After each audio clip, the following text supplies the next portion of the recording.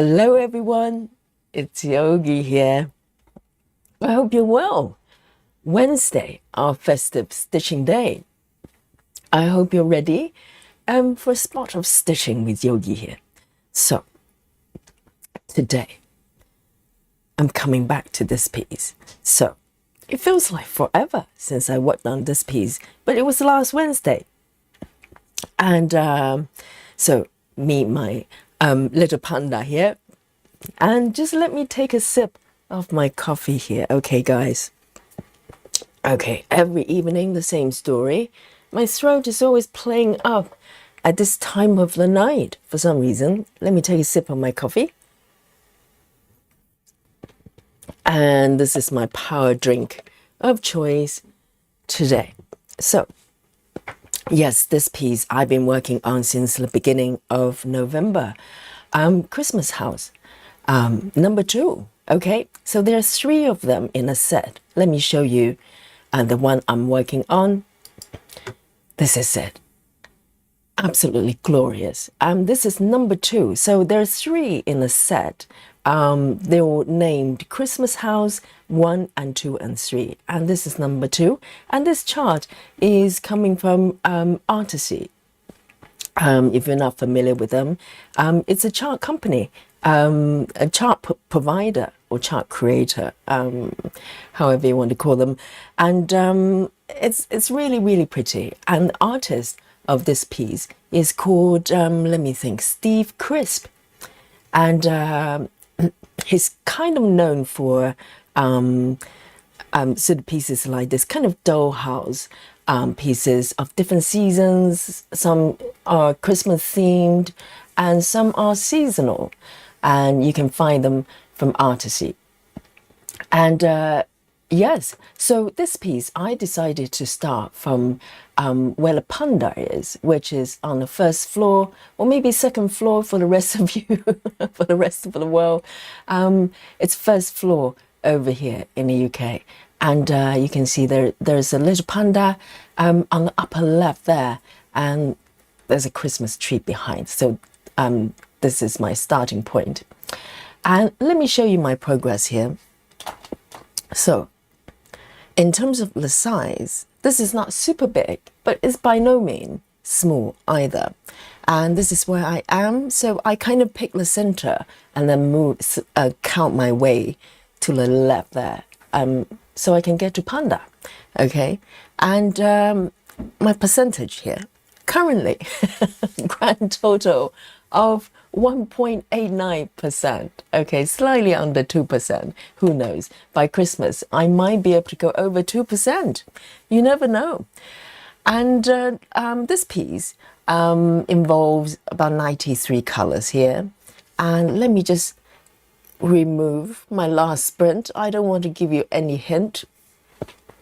So yes, the total number of the stitches is just over 226,000. So it's not small. It's not small. It's not heaven and earth regular size just yet, but it's by no means it's not a tiny piece. And by the way, this version I've got is large, okay? So there's a regular version, but I highly recommend going for large. It just captures a lot more details.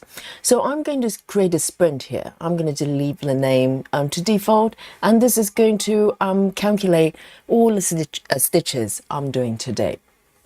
Okay, and the number is going to be important. So today is the festive Guess My Stitches Day. Okay, so it's a special category, just like Saturday. Okay, and I would like to know, I can't wait to find out who's going to win today. It could be any one of you watching right now. You could be the lucky winner here. So here I am. Okay, let me zoom in a little bit here. And I want to say hello to all of you. Thank you for joining me on this beautiful Wednesday. And it's going to be only 2 weeks. And it's Christmas. Can you believe? So I cannot believe it because it wasn't very long ago. We were planning the Christmas stitching. And lo and behold, we're not that far away from Christmas. So The first to report to the chat, is our alien captain here, Sarah. Sarah is providing the quote of today. I can't wait. Sarah says, here we go. To succeed in life, you need 3 things. Are you listening, guys? 3 things. A wishbone, a backbone, and a funny bone. And the quote is coming from Reba McIntyre. Absolutely. I love it. Sarah, thank you so much. Yes, a bit of luck and a bit of spine and sense of humor. That will get you through life for sure. Thank you, Sarah. Wonderful. And then we have Rajal as well. Rajal says, hello, everyone learning from Yogi. First time slow stitching, Rajal. And still working on one project. So, Rajal, are you the monogamous stitcher as well?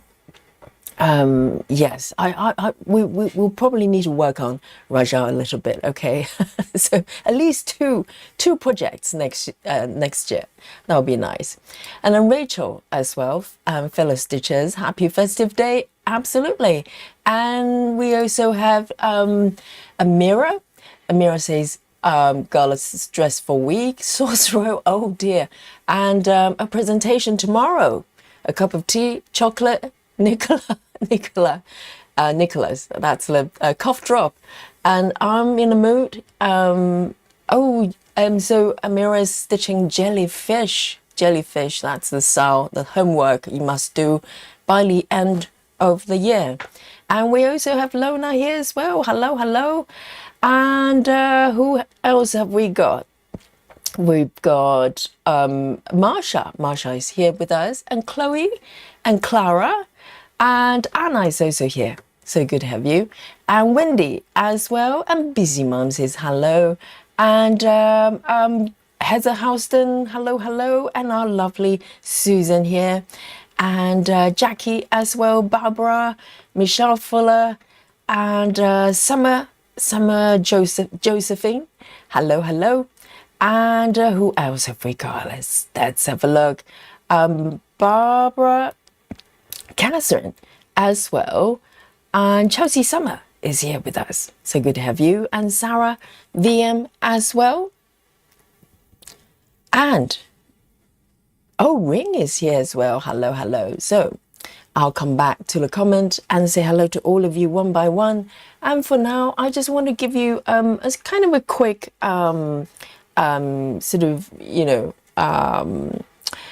recap of how I got here. Okay, so I started with the panda panel. I had to, because where else do you go with this piece, really? As a starting point. I know some of you started with the nursery, which is just the panel next to this one, and have a terrible time because the nursery panel is just full of sort of really light colors, and it's air stitching, and it has to be done for the piece, but as a starting point it can be quite challenging. So I decided I think it was a good choice to start with the panda, and I have a lot of fun, and it's almost there. I don't know in terms of percentage how far I am. I think I'm probably 90% there. What do you think, guys? But so the plans so far have been that my goal was to complete this panel by Christmas time. So Christmas time, we're going to have a special stream on a Christmas day, okay? Just so you know. But today, I've been thinking for a couple of, since last week, really. I'm thinking maybe instead of trying to make myself complete the entire panel, which has got a little bit left, I want to come back and work on this. Chat, can I have your permission to move to the next panel, which is the teddy bear panel? What do you think, guys? If so, if you approve, if the chat approve, give me a high five, give me a yes, or give me a dolly, anything. Give me a thumbs up. And I need your permission to move forward, because I've been talking, saying since from the start, of this piece, my goal was solely to complete the panda panel. But I just, I'm in the mood to kind of venture out a little bit. So what do you think, guys? Let me know. Yes, I need your approval. Okay, Catherine is giving me a thumbs up. At least one person give me some thumbs up. And Jackie as well. Hello, Six. Hello. And Diana Smith as well saying hi. And Rachel says, sure. Michelle, go for it. Henny as well. Rajal says yes with a lot of dolly emoji. And Diana Smith, yes, a thumbs up. Oh, everybody, Susan as well. And Jackie, Rose and Chloe. Oh, yes, I think it's a resounding yes. Do you not think? Yes, I think you're probably ready to see a little bit of Teddy as well. I think it's about time, right? Yes, wonderful. Thank you, guys. Thank you, guys. Yes, I was a little bit worried. I was thinking, Yogi saying one thing and then doing the other. It happens all the time, by now. I changed my mind, but I would like to have your blessing. So it looks like everybody's going okay, and Six has got the teddy bear emoji. There's emoji for everything. It's remarkable. And Susan's got a different one as well. Oh, that one's really cute. Wonderful. And that's amazing. So now I'm feeling a lot better now. Now I have your blessing.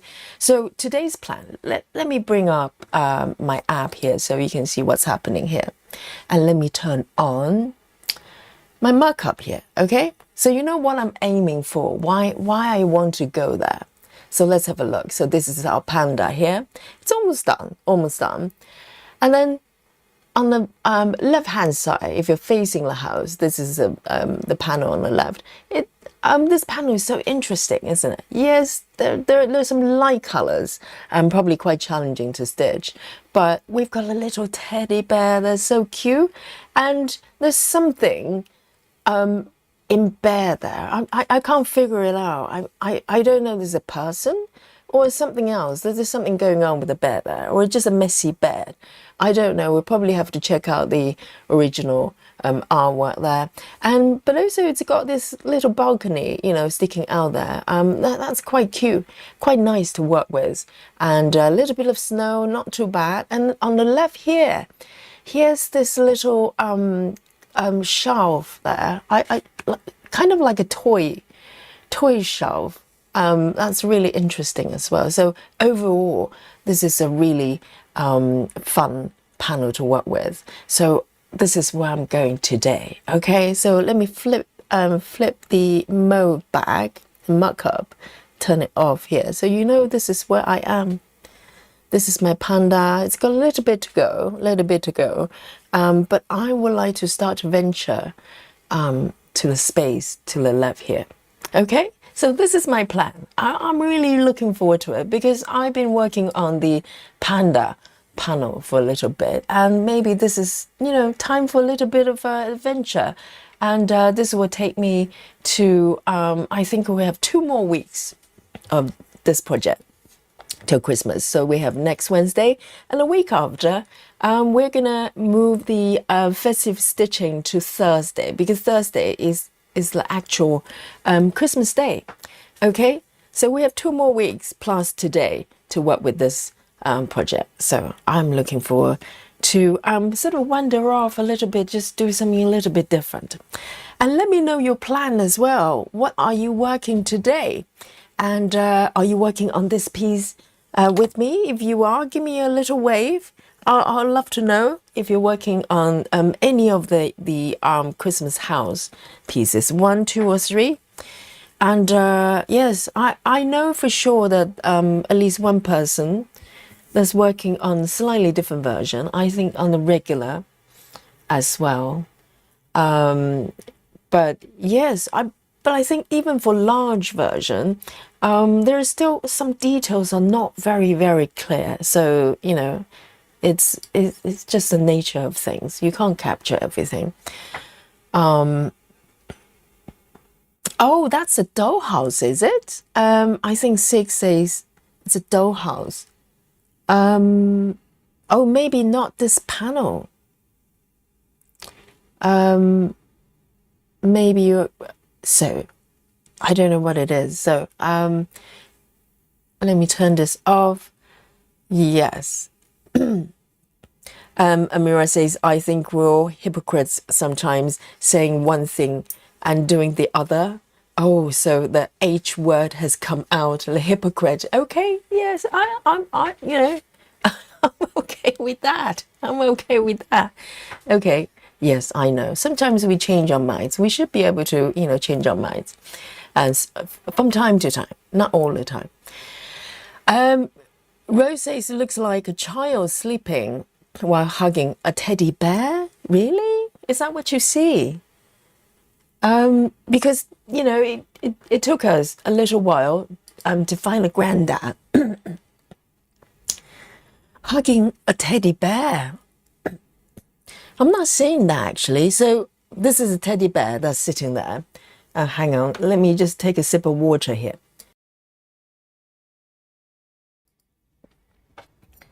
Yes, it's been like this for a few days. Every time when it hits 8 o'clock, my throat starts to play up. And let's have a look. So, yes, teddy bear, there's one teddy bear. Rose, are you saying that there's a second teddy bear that's being hugged by someone, maybe a child? I'm not really seeing that. A sleeping child. Maybe. It's hard to tell, isn't it? You really can't tell. But we did find the granddad.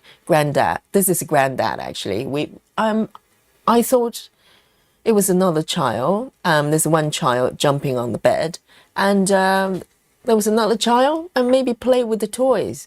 But turned out we had to check. Someone actually posted the original artwork, and this is actually the granddad. So the whole family is here. We were looking for granddad for a couple of weeks, and we were thinking maybe granddad has transitioned to another realm. Maybe change his profession and become the Santa Claus. We don't know. We have theories, but now we know that's the granddad.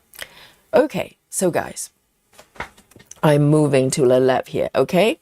And, oh, by the way, this is 32 counts. 32 count, I forgot to mention. 32 count fabric, and this fabric actually has a kind of a green tone to it. It's actually quite nice when you're looking at it, the actual color, because with the lighting, it actually looks almost white, but it's actually slightly green, not very dark, but it provides a little bit of contrast when you stitch lighter colors. So here we go. So my plan today is to kind of flow with this bit, because I kind of flow my stitches out a little bit to the left. And so I think I'm very, very, very close to teddy bear there. Let me have a look. Literally, in the teddy zone, okay? The stitch next to these ones are literally where teddy is. So that's where I'm going to start. It's good fun. It's good fun. And also today is our free membership giveaway week. So every other week, I give away 5 free memberships to random viewers in the chat. So I'll give you instruction so you can adjust your devices and to receive the free membership, to join the draw in a bit. Okay, so I am going to pick one color here. I know which one I'm going for. It has to be this one, the orange, right? That will be a very, very good start, and you will start to define the teddy bear as well. So here we go. So the first color of my choice, is 741. 741. Wonderful. Let me flip this back. So this is where I am. 741, and I'm stitching with CXC floss and 1/1 10 stitches. Okay, so it's 32 count, 4 stitches. 4 cross is just too much, too full. So I'm doing 10 stitches. 741. All right, I've got one right here. Hello, Best Ann. Hello, just catching up with all the guys, all the stitchers joining us.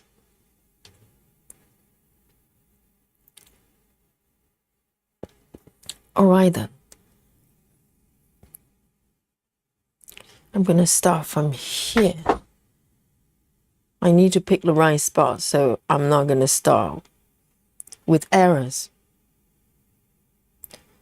So I'm going to do a quick pin. Let me know what you're working on today. Oh, Chloe. Chloe C is working on this piece, I believe. And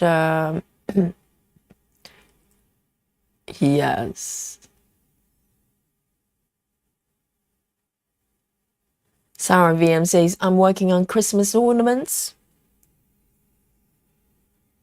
And Susan, is that what you're doing? Writing Christmas cards? Oh, that's an old-fashioned thing that not many people do anymore. Occasionally, not occasionally, I do still receive people sending me handwritten Christmas cards, but I'm absolutely terrible.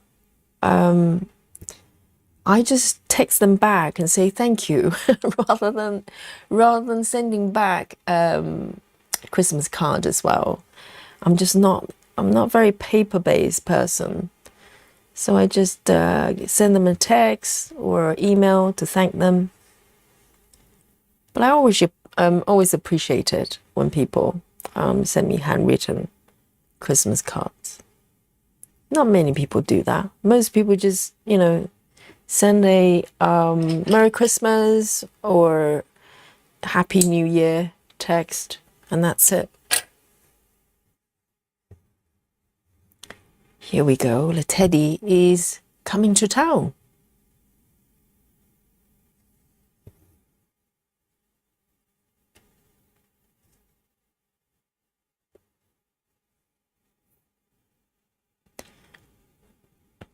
Sarah is working on Christmas mouse. Oh, new start. Yes, I saw the mock-up. It's so cute. I think Sarah is working on the piece as a present, right? It will take no time for Sarah to work on it, to finish it. Sarah is Alien. Alison Rennie, hello. Jackie says, working on this too. I have not put much into it yet. Jackie, Christmas is 2 weeks away. It's about time. It's about time to start. But I think a lot of people probably have one, Christmas piece they work kind of throughout the years. Just pick it up around Christmas, stitch it, and then leave it for the next year.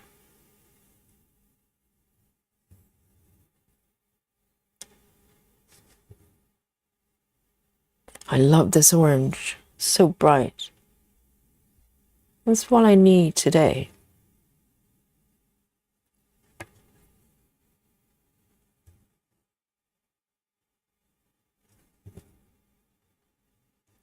It's quite fast because it's 10 stitches, and those stitches are very tiny, quite small. So it's kind of, I'm feeling really good venturing out of the panda zone.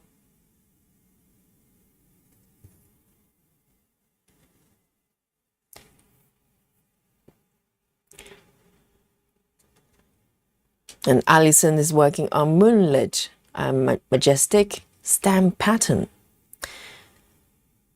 Busy Mom says, I'm at work listening. I'm giving myself a break from Christmas house tonight. I'm working on Santorini View by Lars Stewart. Oh, I think it's Amy Stewart's partner, right?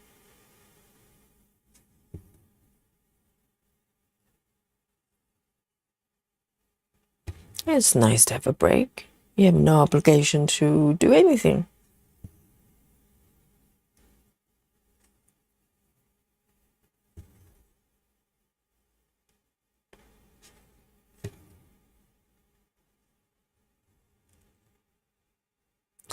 Ring is working on Christmas present, not a cross stitch. Oh, nice.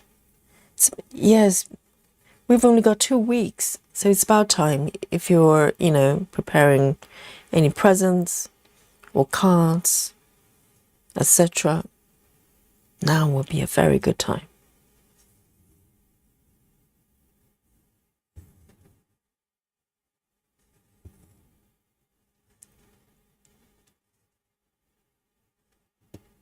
I think the teddy is quite small.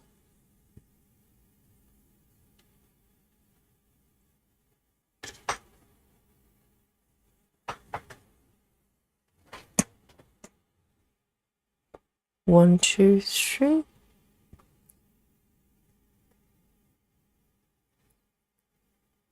I mean, the cross country has been really fun, but gradually, when it gets to this stage, there are quite a lot of kind of, stitches everywhere that you need to fill in.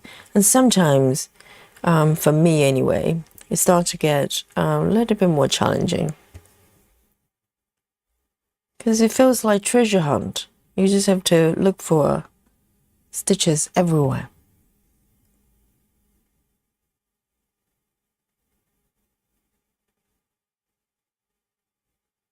One, two, three.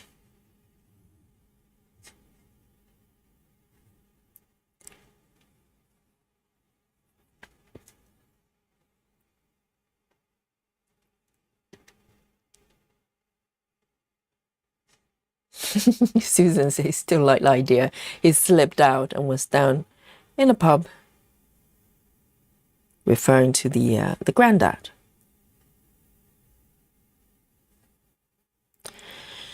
And we have Diana Smith says, I'm working on Virgin of Guadalupe by Gecko Rouge. Oh, sounds epic.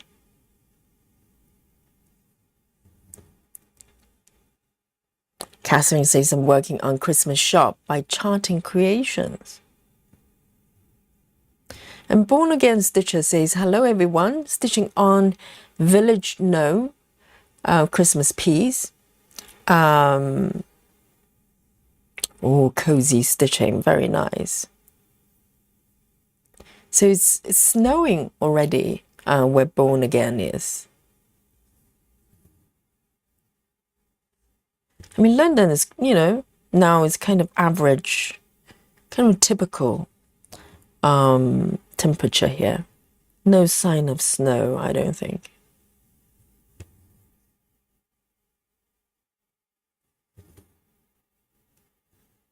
All right, so I've got all the orange, all the stitches of this color done around Teddy.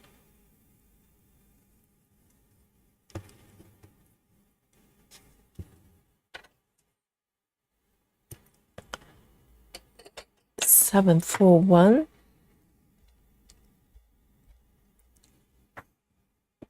Hey, Lineker, hello. Good to have you. Yes, Susan. Susan said, more a shame, love making and sending cards. So you're making your own cards as well, Susan. Oh, Susan is a paper girl through and through. And so not only she's writing Christmas cards to people, she's making them. It's quite nice to know that somebody is still doing that, Susan.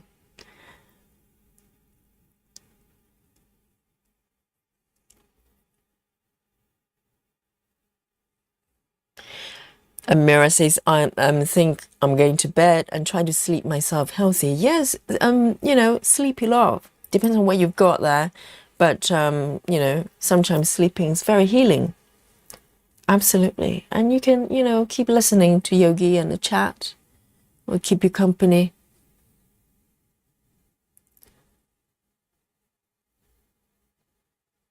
Let's have a look. So these ones are done. Where shall I go next then? This one.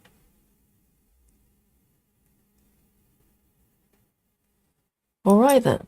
Mine as well. 720. 720.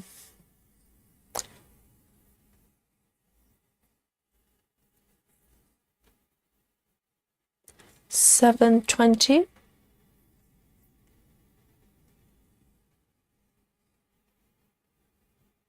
Here we go.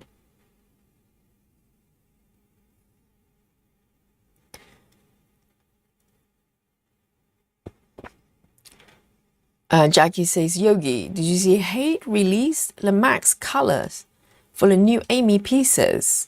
And they're part of the sale. Which ones? Are you referring to the companion pieces? I had a quick look yesterday. I didn't see it unless they just dropped this today. It's Wednesday today, isn't it? Maybe that's it. Whoops. So if you're referring to the companion pieces, no, I have not seen them. But it sounds like it's probably about time that they release those pieces. So Jackie's referring to the two pieces that are part of the, let me just do a pin here, can't find it. They're part of the traveling library piece there, and we've been waiting for the Max colors to drop. It's been maybe over 2 months. I remember Betty from our group requested for it. Oh, this one's a little bit tricky to do a little pin. Sometimes it can be. And I'm warming up as well. Sometimes, let me put my finger underneath and make it a bit easier. I'm practicing the pin stitch start. Here we go. It looks okay.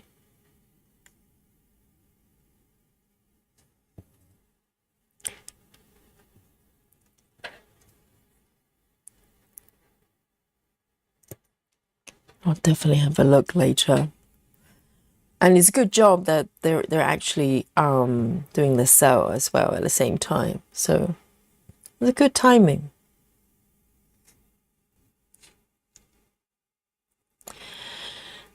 MR Prost. MR Prost. It's just gibberish. Working on one with all Disney princesses. Interesting. Kimberly says, I was doing this piece and got almost done with the nursery and started the sky. I'm really not happy with the quality. Oh, are you not happy with the chart? Yeah, there's some bits. I think all charts can probably, you know, it can happen to most of the charts. Depends. Even Gecko Rouge, you know, the Gecko Rouge piece I'm working on. There's some details are lost, unfortunately. And Kimberly, have you got the large version or the regular size? Hi, Sana. Sana says, hi, I just had to save my cross-stitch work for my cat. who wanted to have cuddles after they played with the mud. Oh my goodness, did it come in from the outside and then just sit on your work? I can totally see that with paw prints everywhere.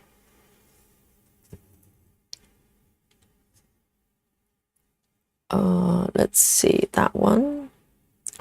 Need to count carefully. I like the panda panel though. So far so good. I'm happy with what I've got so far. The nursery is it's a little bit trickier because nursery is very, very light in color. So it might look like, you know, it might look very subtle.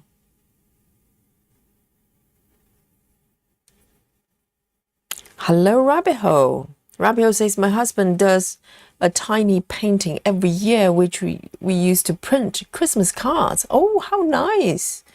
So original artwork from the husband, and then you print it as Christmas cards. That's very nice. That's a very, very nice idea. Jackie says, yes, they released today. That's good news. So, because quite a lot of stitchers probably want it as a New Year start. So, it's a relief they actually release those before Christmas.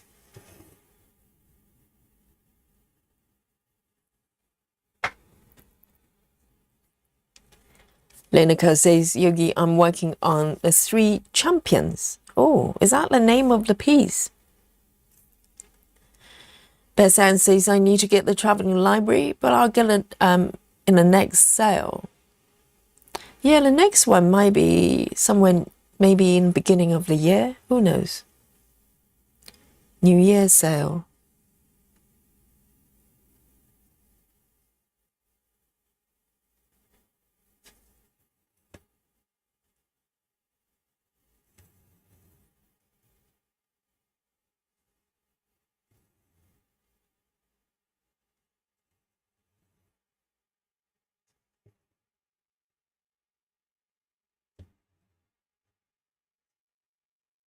You see the teddy happening.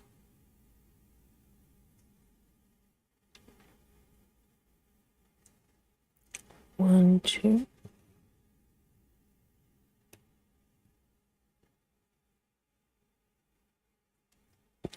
Marsha says, I've been having trouble with my pin stitch start coming out.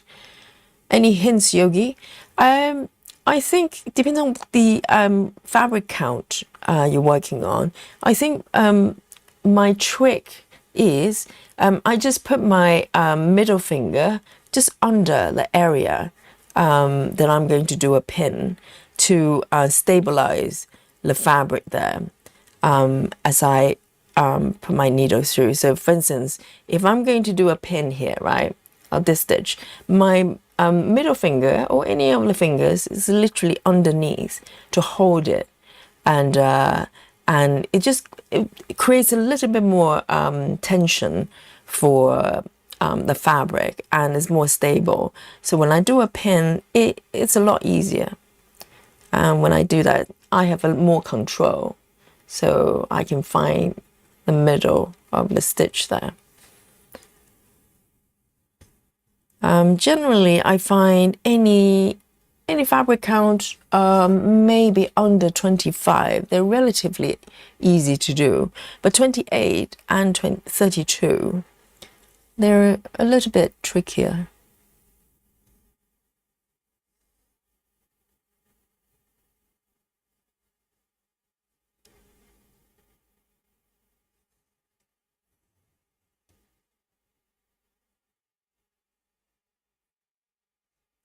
Lakika, hello.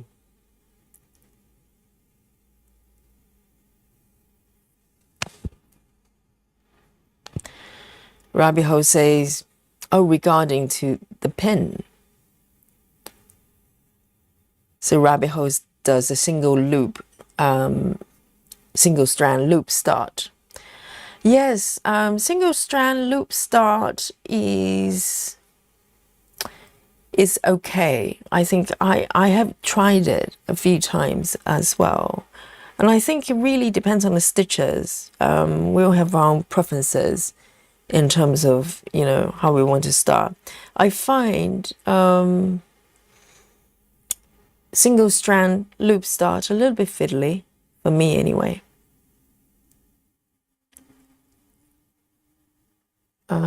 Let me see, why do I miss one stitch there? I think I did one extra stitch there.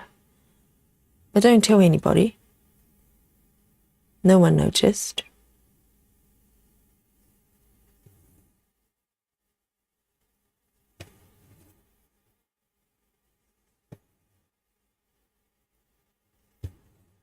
There.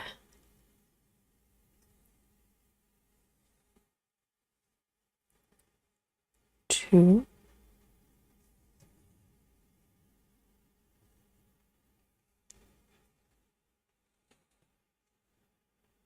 Rajal says, I just got traveling library yesterday. Rajal, I thought you were a single project person.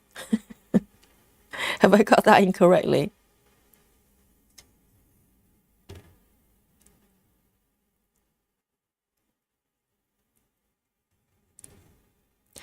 Hi, Kelly.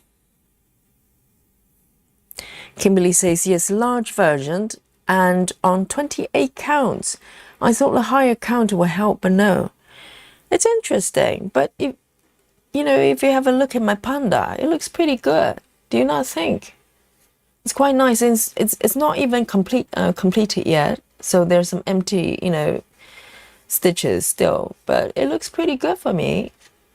And I think if you do it, if you're doing sort of full cross on 28 counts, you should come out quite nice. You should post your whip. We can have a look.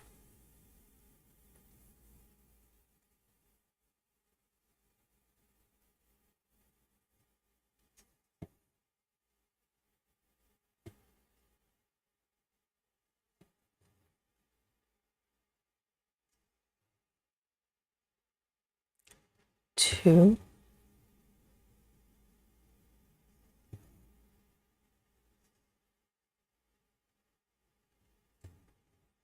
And one.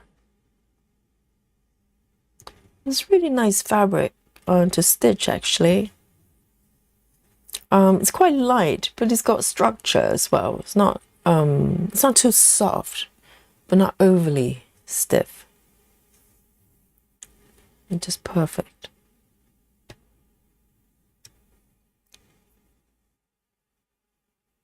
Ah, okay. So Lineker says the three champions are great race horses. Okay, so it's a piece about the three horses.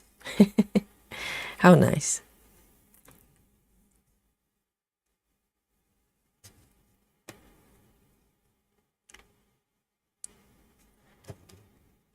This teddy is really tiny actually. It's really small. That's literally the size of it. But then again, this is 32 counts, so everything's small here.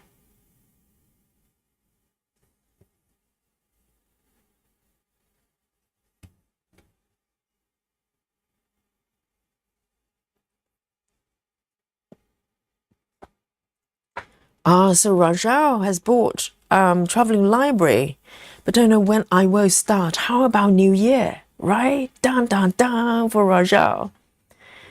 Yes. So Rajao is going to end up with 2 projects next year. 2026, new year, new start. Why not? And we're going to have a marathon, New Year marathon, SAL. So the only rule for the SAL is basically start a new piece. That's it. You can start any piece you want. Can you see the teddy taking shape already? I love it. Kimberly, can you see this? It's really cute.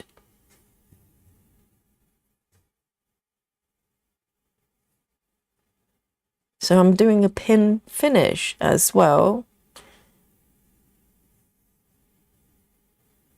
And I'm not doing a full pin because for some people, pin literally means you have to go over a couple of times.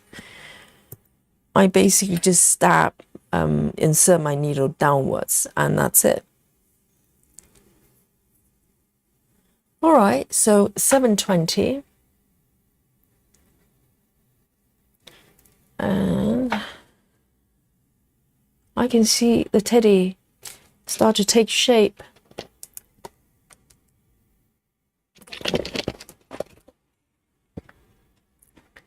Having a sip of water there. All right then, what's next? That one might be good. Right, the next color is 3830. Let's see how we're doing with Spooky Bingo today. 3830. 3830.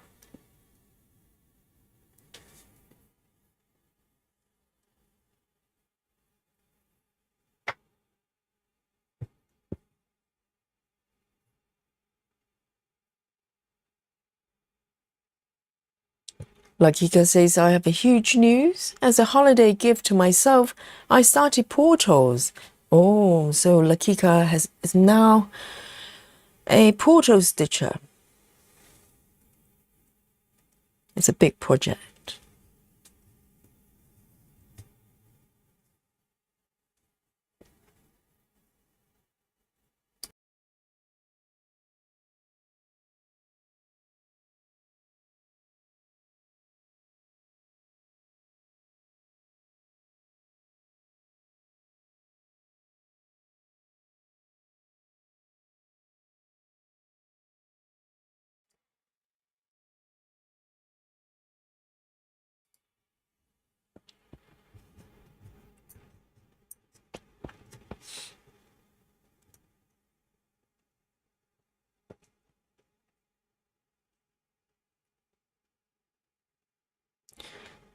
Rabiho says, I find the stitchers who are critical of the full coverage work are holding too close to their face.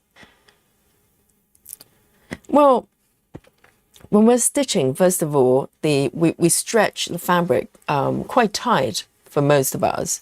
And also, if you do complete a piece, right, at some point, most people probably give it a little wash.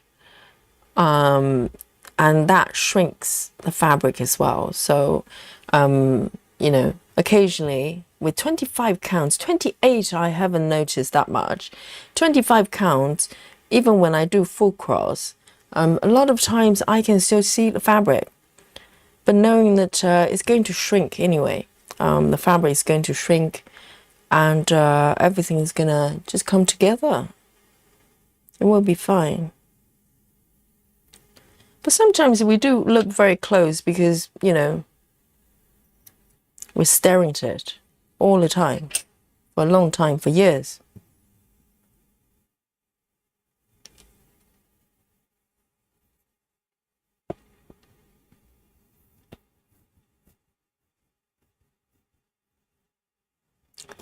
So Clara is doing Christmas House 2 large version. So Clara, are you happy with the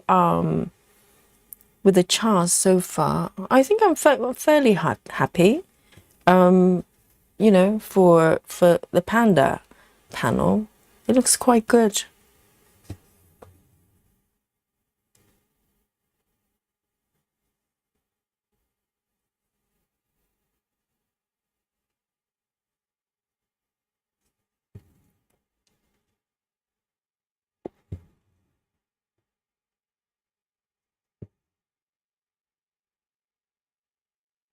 Hello, Nikki. Good to see you.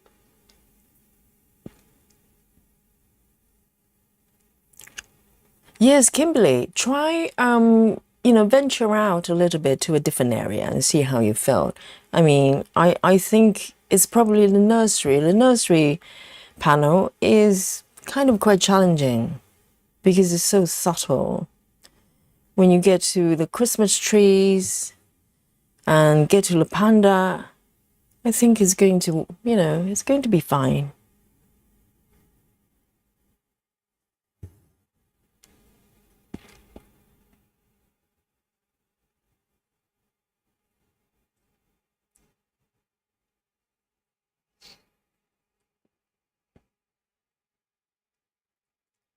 Callan, I've done the panda room and it's almost done. I think it's about 85-90% done. And today I'm having a slight detour, okay? A little adventure.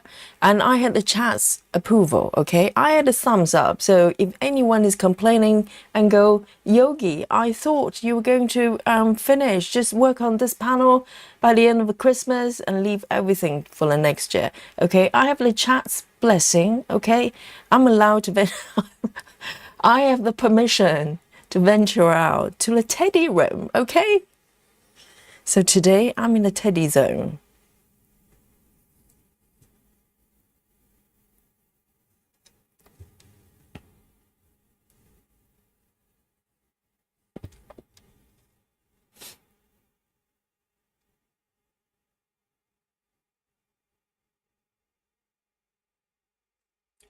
Hello, Ella Chapel.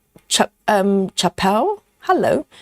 Question: does anyone know what is the fabric count? Are you asking for this one? If you're referring to what I'm working on, it's 32 counts, and I'm doing 1/1 tent stitches. And welcome. Nikki says, your project looks so good. Nikki, are you paying me compliment? It doesn't happen very often, you know, from Nikki. Yes, it's nice, isn't it? Let me show you what it looks like now. It's lovely, isn't it? Yes, 3A30. 3A30 is done. And today I'm doing a mini little teddy there. So much fun.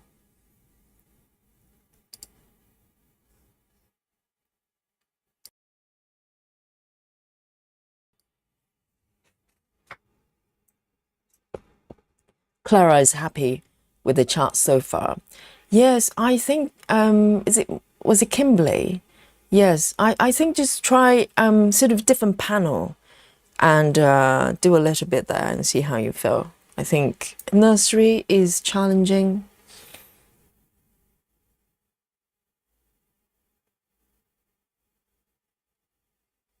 All right then. The next one, this next color is 402. 402.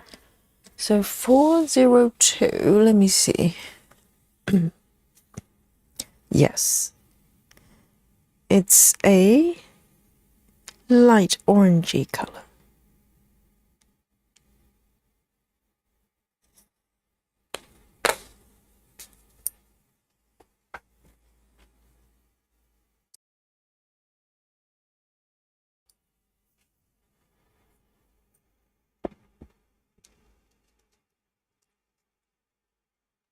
And Betty's here as well. Betty Hankins.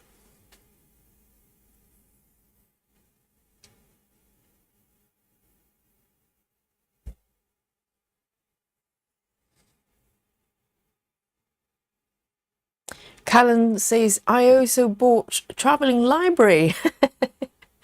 Yes, why not? It's a masterpiece. Susan says, I think the panda looks good. The bird near the roof looks a bit funky. Yes, there's some bits, you know, they look slightly kind of, how can I put it? You kind of can't figure out what's happening. I think it's okay to not to be super high def or super sharp, but you need to be able to figure out what it is. And if you can't, then that's a bit of a problem. At least now we know it's not a shovel, okay?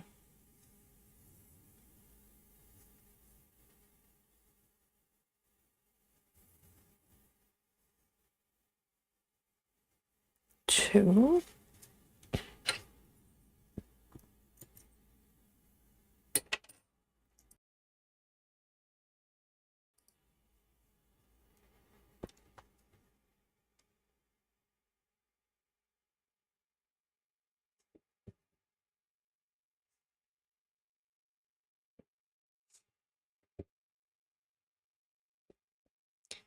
Betty says they could have charted the bird in flight a little bit better. Yes, I think it's, larger items, maybe they kind of come out relatively good, but it's the little details, like little birds and a granddad as well. Couldn't tell that was a granddad. Or maybe they just need to make the chart larger. Maybe some artwork, it's just not possible to capture everything when it's small. So maybe they need to have a supersized version of it.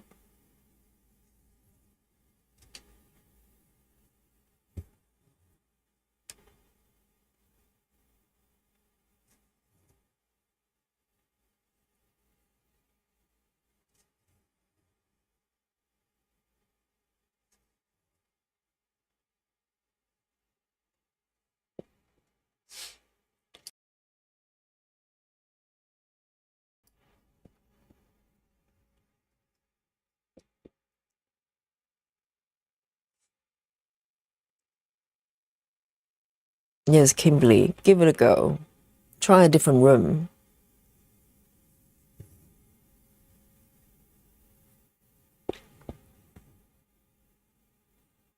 Becky Weaver says, got my traveling library in the mail today. Becky, are you a paper girl as well?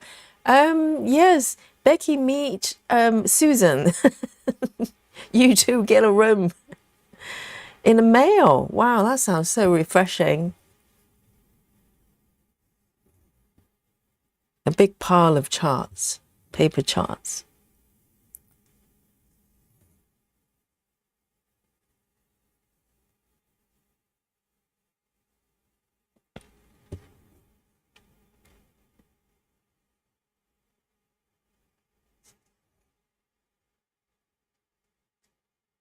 Oh, little teddy. Little teddy is appearing on my fabric.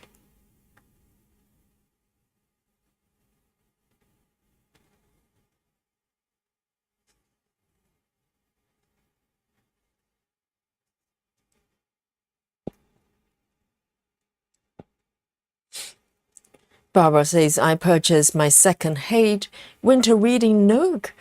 Regular size. I think I'll do it on 28 counts. It's going to be beautiful on 28 counts, Barbara. Great choice. That's a beautiful chart, isn't it? Makes me want to work on it, like now. It's very Christmassy as well, even though it's not really being, perceived as a Christmas piece, but I think it's very Christmassy.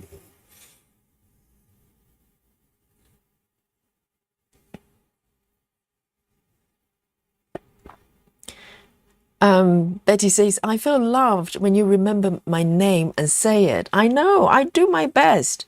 It was easier when YouTube was showing actual, like real names. And now they basically hide that and just show the handle. So it's a memory test for me. But I think, regulars, I remember your name anyway, because you've been around long enough that I remember. But yes, Betty Hankins, because we have multiple Bettys, so I need to actually know the second bit as well. Otherwise, everybody's Betty. Betty who,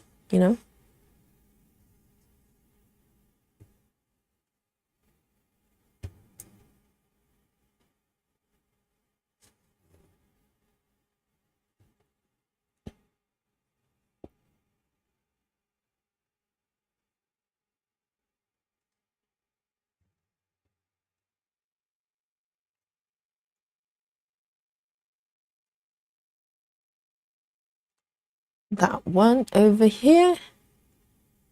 I'm really enjoying this. Can you see this?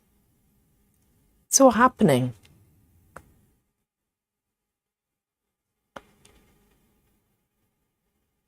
And let me do a little pin here.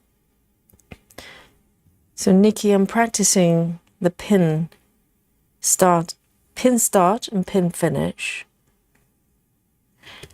I think it's working out better than boomerang, because my boomerang on this count, they come out a little bit bulky, a little bit uneven.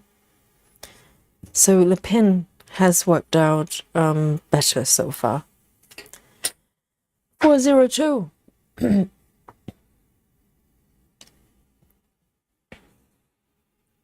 Rajal says, I got my paper chart too in mail. Rajal, are you a paper girl as well? We should have a paper girl club.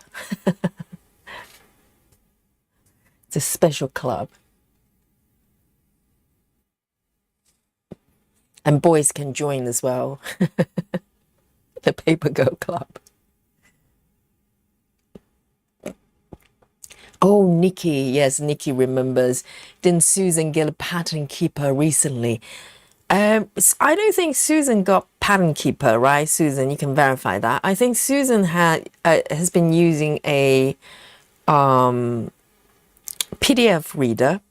I don't know which one, to read the digital version of the traveling library, because she had problems printing out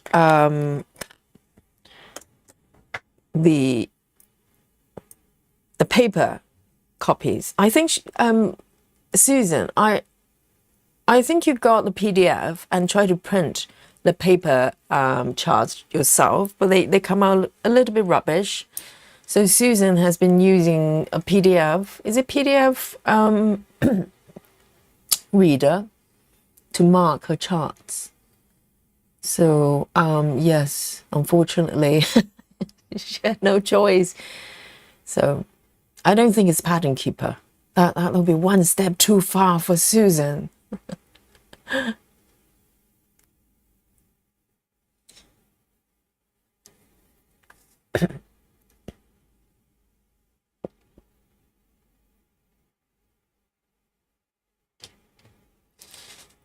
Here we go.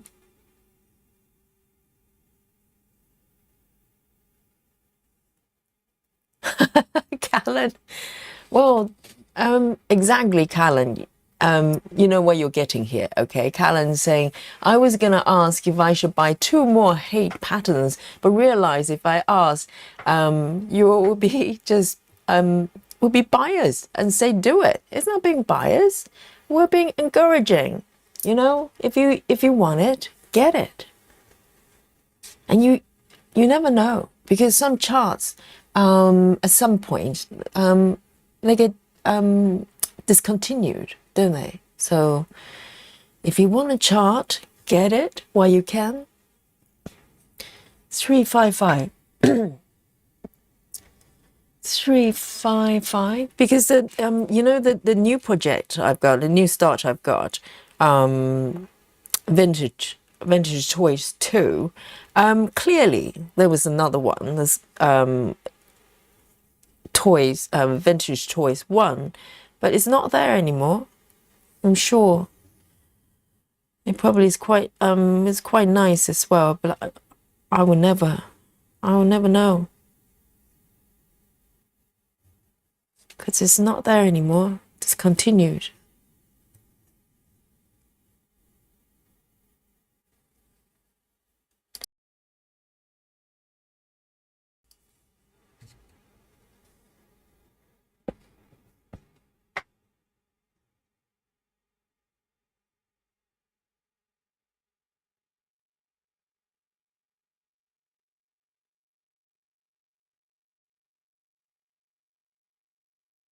Becky says, yes, I need to have what I call a hard copy. So Becky, do you park when you stitch by any chance? I'm just thinking, if you're a paper girl, does that mean parking is going to be, is kind of out of, you know, off your menu, because it would be quite hard to do, wouldn't it?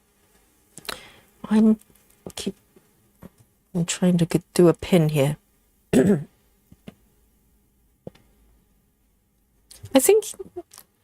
I think it's doable.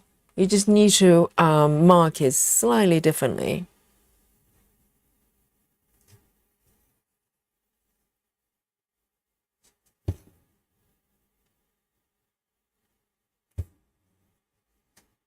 Right.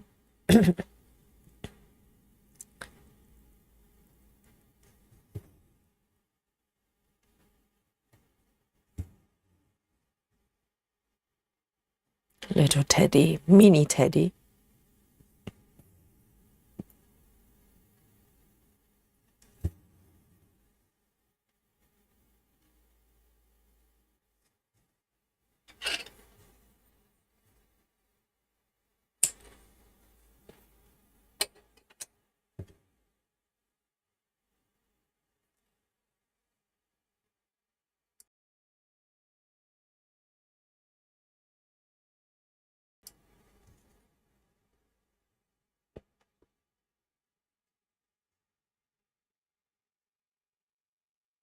Rachel says, Rachel Morton says, I just got done with my cardio workout and I need to jump in the shower. We'll be back stitching afterwards. Yes, take a shower. You know, just like Nikki says, she CrossFit so she can cross stitch.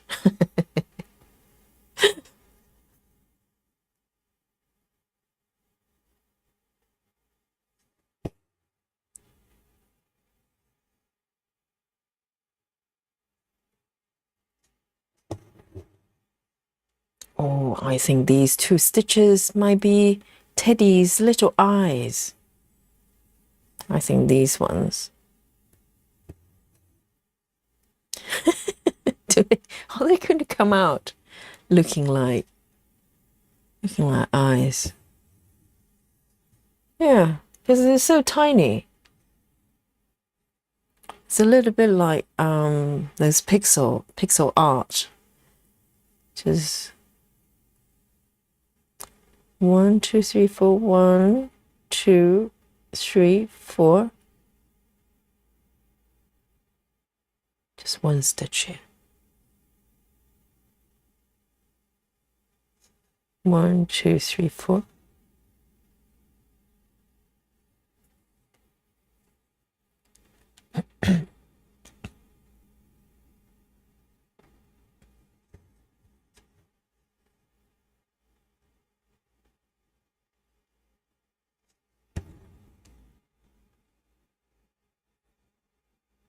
Oh, yes. Susan was using Kindle. So it's a PDF reader.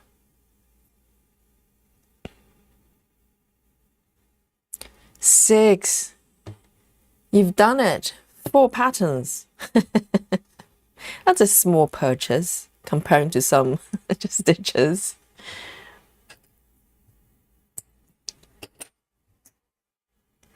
And wow, can you see that? 2 little eyes. Teddy eyes. 355. 355.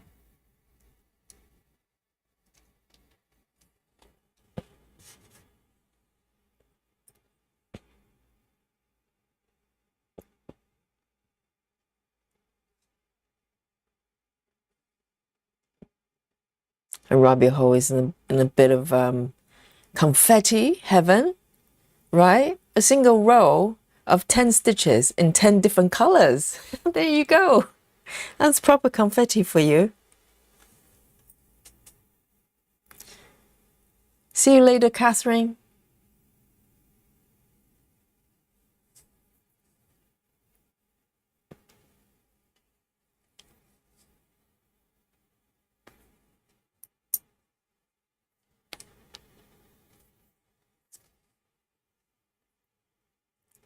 Oh, Sarah's got a visit from Mr. Frog. The green one as well. 25 stitches.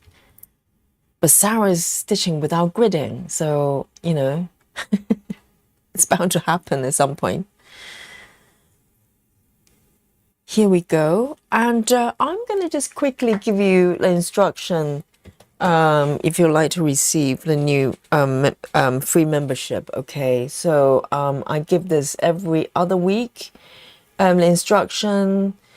So you're able to receive the new the free membership if you like, you would like it. So you can join the channel membership. Let me just load up. So it's actually quite simple. So in order to join in the prize draw, so it's going to be totally random by YouTube, and I press a button and YouTube picks 5 lucky winners. Okay, and but in order to join in, you need to change the setting, do a couple of things. Actually, just one thing. You just need to turn on a button there. So I'll show you how to do it. So this is our stream here. Okay, hang on. So this is our stream, and so this could be your phone or desktop.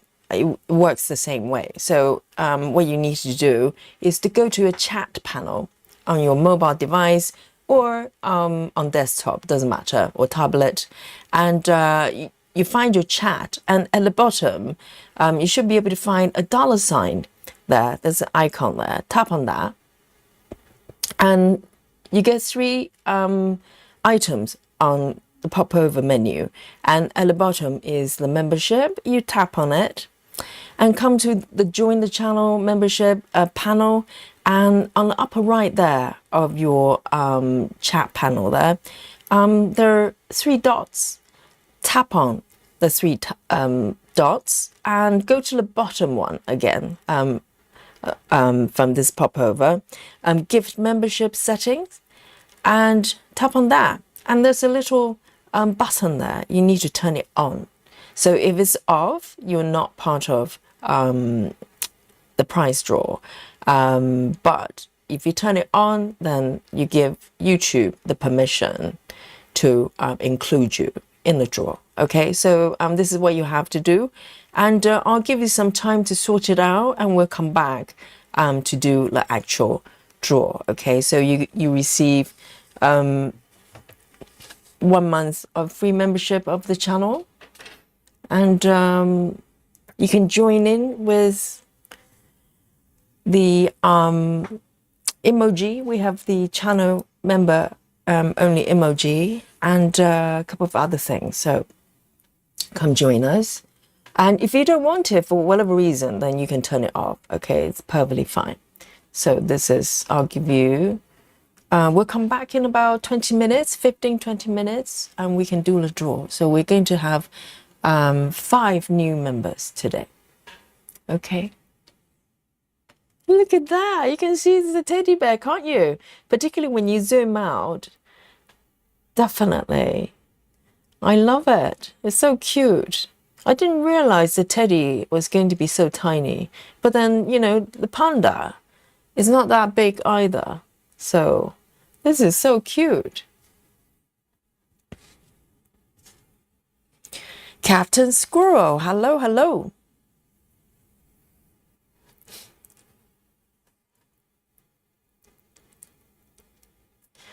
Captain Squirrel says, I have about 500 stitches to frog. Really? 500? Captain, what have you done? When I realized I put the project away, it's a future me problem. I don't know what that means. So why do you have to frog? Are you just undoing the stitches because you want to remove them so you can restart, or they're error in the wrong location? You know, people frog for different reasons. So little teddy here. Let's have a look here. This is so cute and really effective as well. It's actually really tiny. It's just slightly over a 10 by 10 square here. And I've got a teddy. 738, 738.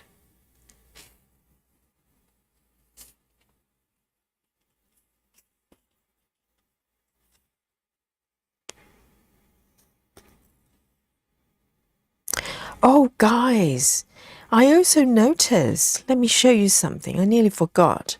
It's to do with the CXC floss here. Okay, hang on. Let me just take this color here, 738. So today I had to add one more color on my master set for the CXC.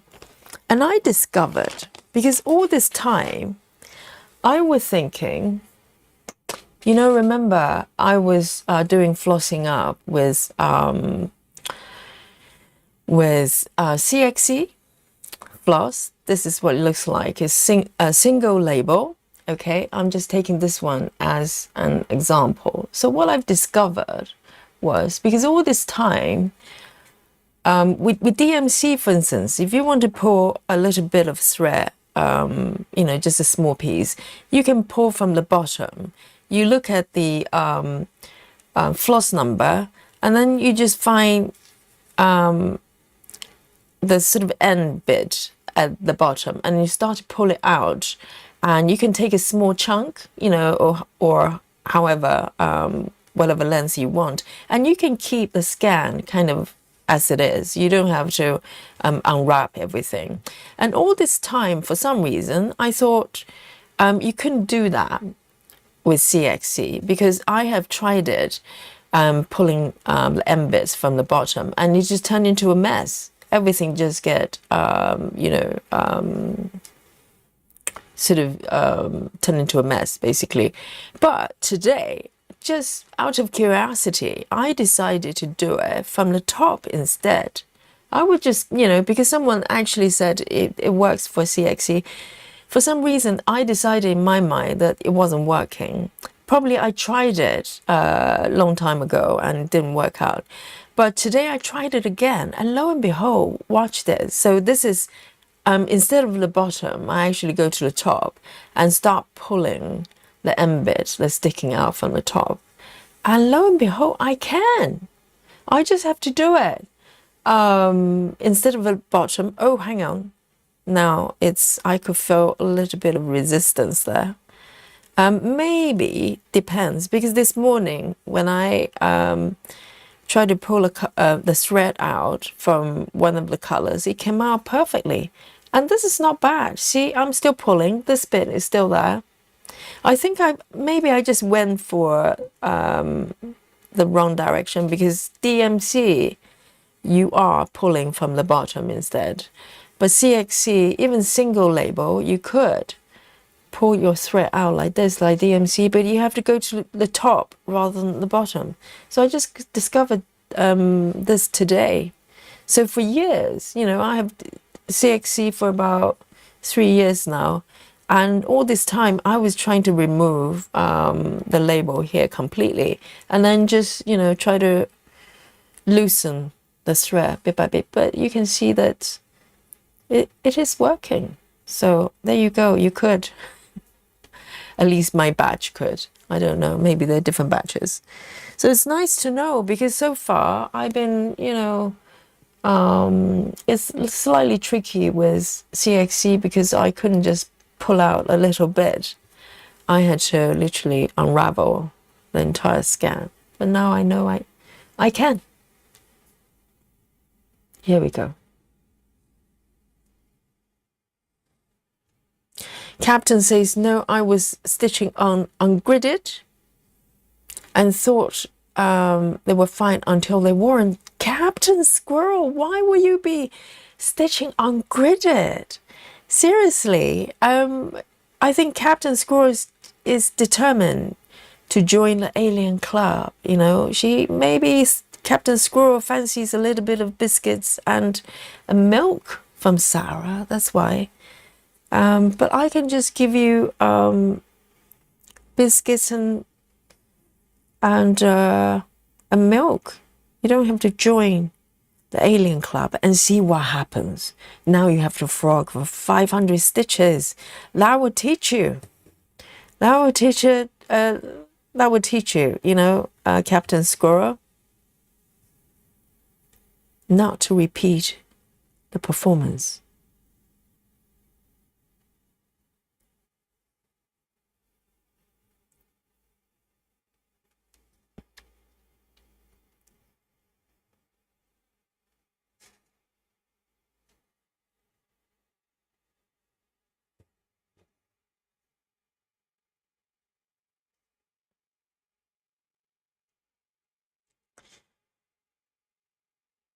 So Betty says, I learned earlier on I had to pull from the top. I have the two labels. Oh, so for two label version, you have to pull from the top as well. Interesting. Because I was under the impression that the two label ones, they work the same way as DMC. But it looks like the single labels works as well. You just need to do it from the other side. Oh, it's taken me ages to figure that out. For some reason, I just decided that it wasn't working.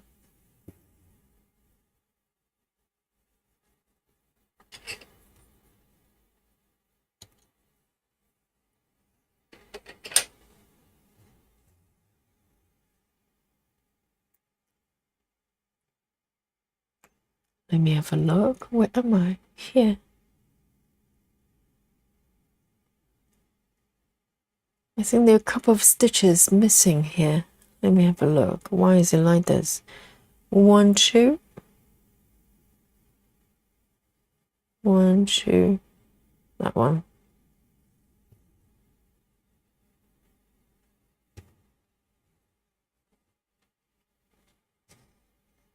That's so cute.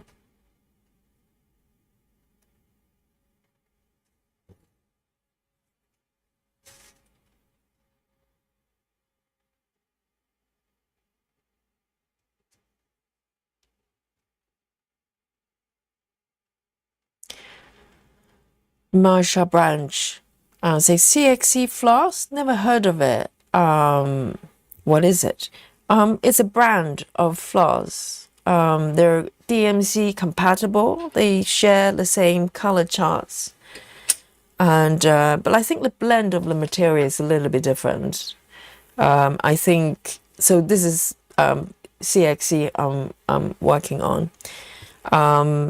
So I think DMC is 100% cotton, whereas CXC is a blend of cotton and something else. I can't remember. Is it polyester or something like that? I can't remember. But it's quite a nice thread to work with. It's got quite full. It provides fuller coverage compared to CXC most of the time. So for doing 32 count, for instance, the only sensible way of stitching it is doing 10 stitches, then coverage becomes a little bit of an issue with with DMC. They are a little bit thinner. 738. So it's just a different brand of floss.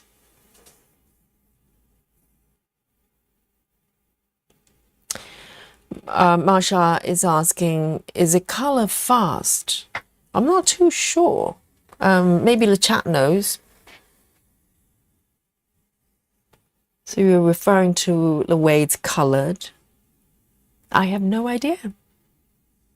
I'm sure there'll be more knowledgeable stitchers in the chat. We can answer that. Let me see. I think there are 2 stitches missing there. I have a feeling. The bottom one. Yes, it's 3 stitches missing. 402. 402.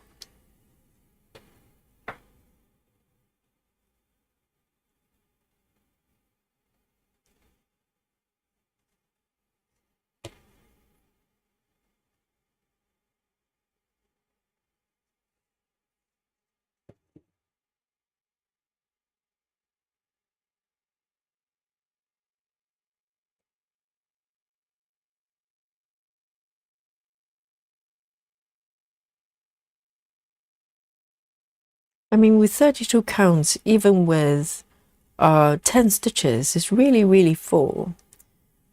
So, and I know some stitches actually manage to do full cross on 32. I don't know how they manage, because this is very, very full as it is.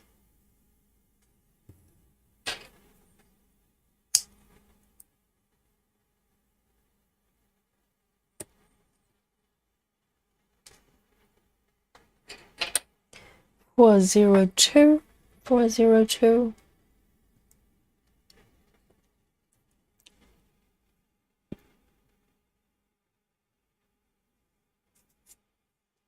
Nikki says, yes, it is referring to the color fast.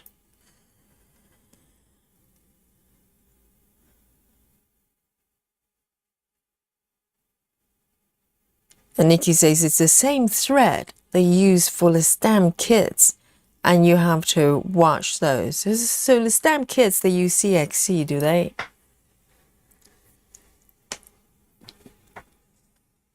Let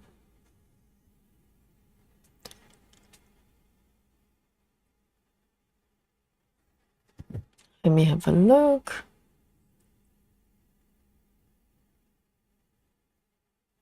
Oh, I think there's a teddy nose coming up. Just one stitch. 310. Just one. It's a little teddy nose coming up with a dot of 310. One stitch. Here we go.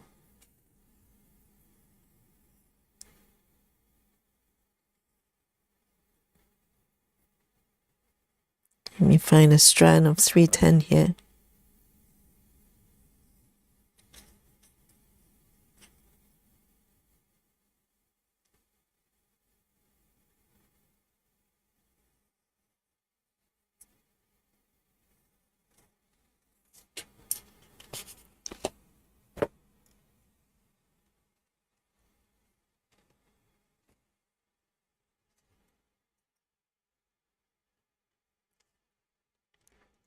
And Nikki, where did you get your cone, CXC cone? Did you get it from Amazon or one of your secret vendors, cone vendors, cone smugglers?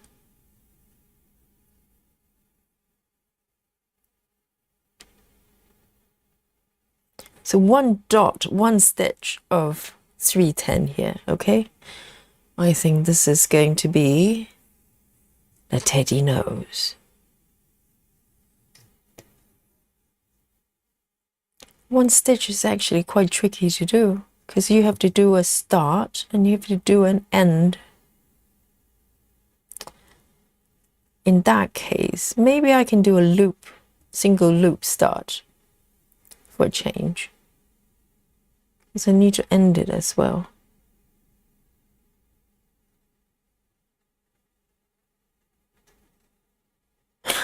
It's a bit clunky. I haven't done single strand loop for ages. Oh no, this is not looking very good. I may have created a little knot there. Oh, there you go. Isn't that pretty? That doesn't look right. That doesn't look right. Let me see if I can stitch over it to save it. This is why I don't want to do tent. I don't want to do loop start. That doesn't look right, does it? It looks like... Because I always end up with a little knot.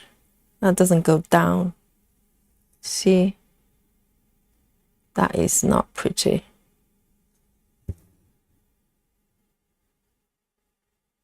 I mean, just stitch over it and hope for the best. Oh, little teddy nose.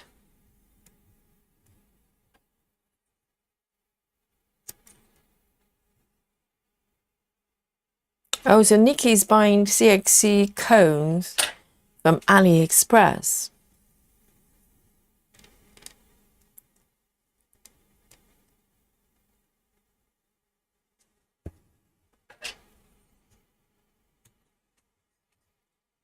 Little teddy nose, a big nose.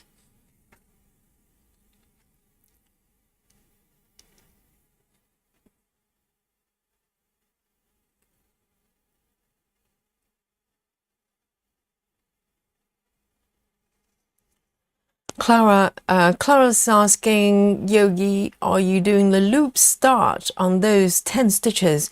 No, I'm doing a pin stitch start. I can show you how I'm doing it. I'm going to start a new color. So I learned this from Nikki. I think I probably have seen it done. I'm not on 32, but you know that lady, what's her name? Stitching Masterpieces. She stitches pretty much exclusively just 10 stitches. And I think this is how she starts, but I think she tends to do much kind of larger stitches, lower fabric counts, maybe 20 or 22. But this is how Nikki does it for her 32 counts. So, oh no, this one is totally white. Hang on, let me pick a color that I can actually see. This one, for instance. All right then, 3858, 3858, 3858. It's a brown.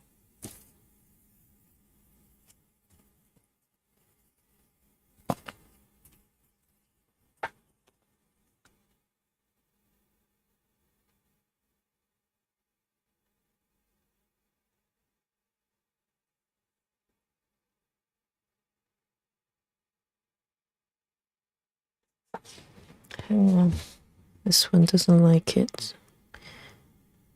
My organizer is getting so bulky, it's like hugging a pillow on my lap.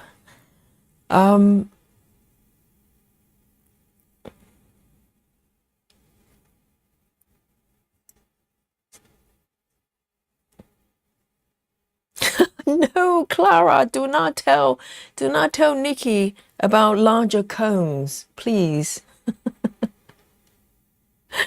How large is large then? Are they sizes of, size of a bicycle wheel? Lineker says, Yogi, I always do loop, start from the back. Yeah, Lineker, I like the idea of loop start or loop ending, but you can tell I'm really clumsy. So I always end up with a knot that I can't really pull through down the fabric anyway. So it was a little bit ugly. But who was asking the question? I think it was Clara asking about the start. So this is how I do my start nowadays. Because for a while I was doing boomerang, but my boomerang's getting less and less tidy. So I'm kind of changing my strategy a little bit. So let me pick my starting point here. Where am I? Here, over there. So this is where I start.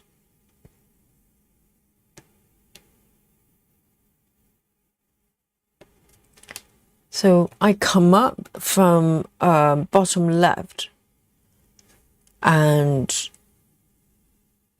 before I do the 10 stitches, kind of go to the upper right and do a tent, I do a pin first.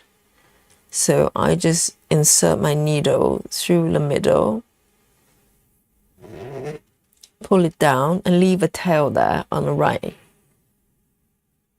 So it just creates a tiny little pin there just to anchor the thread. And then I come back to the bottom left one more time, and this time I'm going to do a regular tent, and that's it.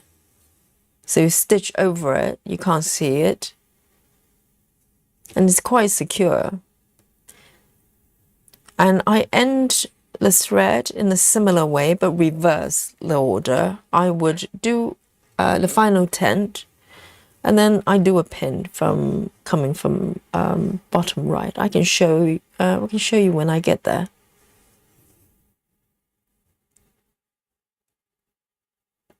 So this is it. It's quite nice and light, and the stitches a lot flatter than if I were to do a boomerang.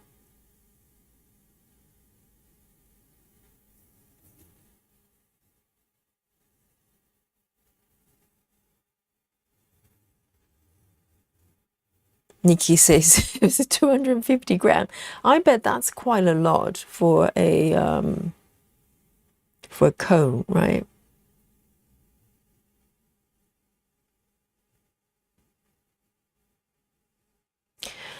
Clara says, just like DMC cones, DMC CXC has two sizes as well, small and large. And Nikki's definitely going for a large, you know, the consumption of 310 for Nikki. And no kidding. We definitely need a large one.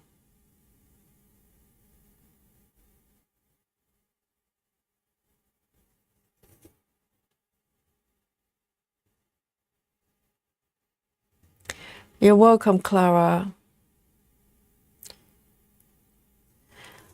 I think boomerang actually worked quite well for a little while, particularly for 2-strand. Larger stitches, they work fine, but I find it's a little bit hit and miss for me anyway, because sometimes they just come out a little bit lumpy, and it's quite noticeable when you do something like 32 counts. There are definitely stitches that I can tell they're just really bulky, and it's probably more me than the stitches. 2 and 1 more.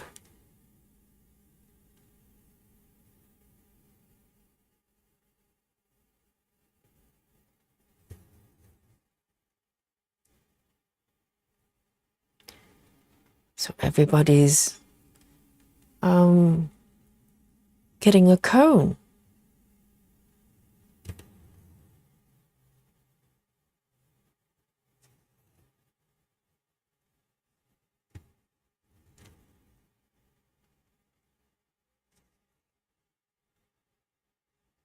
I think 310 might be the most used color in cross stitching.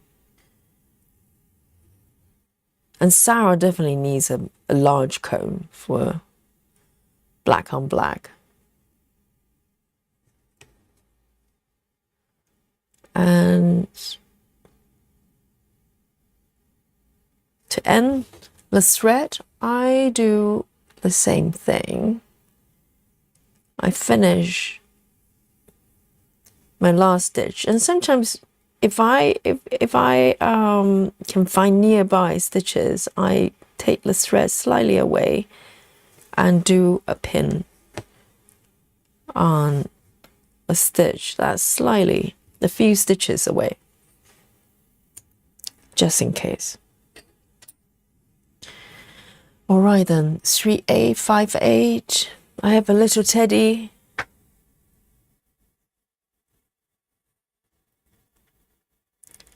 Three, 8, 5, 8.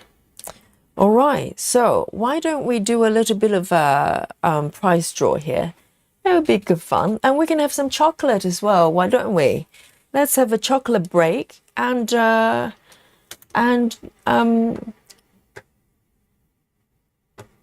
the prize draw for our new member lucky winners. So here we go. Let me zoom out a little bit. Chocolate time, everyone. And make sure you get your device set up, okay, so you can join in for the prize draw for the free membership. Let me take a sip of my coffee.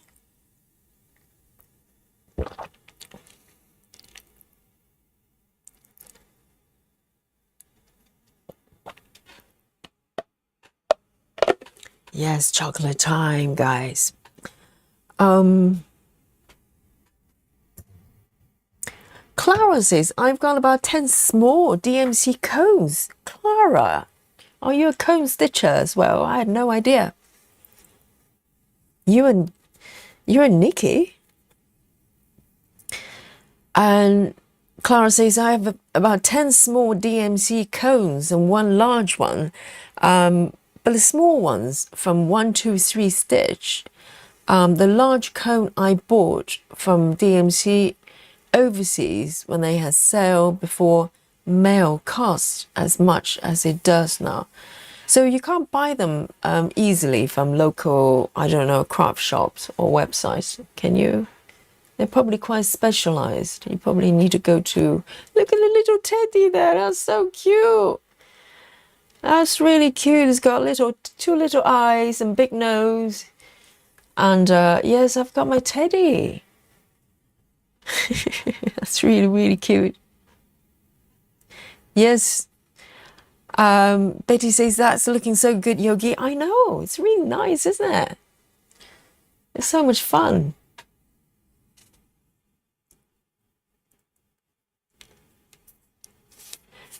Nikki says, I only have 3 cones. Oh, Nikki, you need to keep up. You know, Clara's got more than 10. Dear, oh dear. Yes, let me bring on my chocolate. Oh, why don't we do the prize draw first? And then we can enjoy the chocolate and celebrate with our new members here. Why don't we do that? So before we go ahead, let me just show you one more time, just in case you didn't see it last time around. Okay, so in order to receive the membership, you need to give YouTube the permission to do so. So they can't just willy-nilly and send it to you. And so what you do is from your devices, doesn't matter if it's desktop or your phone, find this is our stream right now, and go to the live chat panel and open it. Okay, so this is where we are literally live. And what you do, you go to the bottom right there where it says $sign there. There's a super chat and whatever related. Let me zoom in a little bit for you. And it opens up an overlay here, and just go to the bottom where it says membership there. So come to this main panel and go to the 3 dots on the right, upper right there. Tap on it, another overlay, okay? And go to the bottom one again where it says gift membership settings. So this is where you have to turn on this button there. Turn it on. If you don't have it turned on, you don't get selected into the pool of you know, for the price draw anyway. So you need to give YouTube permission to include you. Okay, so do that, and I will do a random pick. So YouTube is doing the pick. Okay, I just press the button and it just picks whoever is in the chat. Well, you don't have to be in the chat, you just need to be on the live stream here. Okay, I'll just give you a couple minutes to get it sorted. Let me have my first giant chocolate button. Okay, the wrapper is looking rougher and rougher every day, but the content is good. The content is good. It's beautiful, beautiful chocolate buttons. So here we go. Big chocolate button, much bigger than the teddy. Look at that. Look at the size difference. Oh my goodness, this is mini teddy going on there. This is a thumb. Not even, it's smaller than my thumb, really. It's not even the size of my thumb. It's like the size of my little finger. That's how big this teddy is. Mini teddy. Mini teddy. Cheers, everyone. Let me know what you're snacking on. Amazing. Clara says 939 cone was hard to come by for a long time. Is there a black market or something that you can source like rare color cone? 939? What color is it? 939. Trying to see. Why do you need that much of 939? Oh, 939 is kind of navy blue, really dark.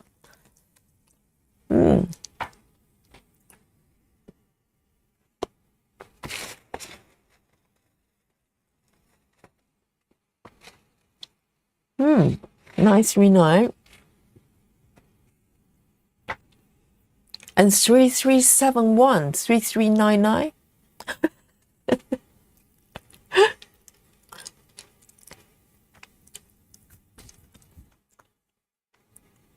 Probably, well, I think 310 and probably some browns are used quite a lot for most patterns. I don't know about white. It really depends. Some patterns don't have many white stitches. Sarah says, I'm having Anders mint. Oh.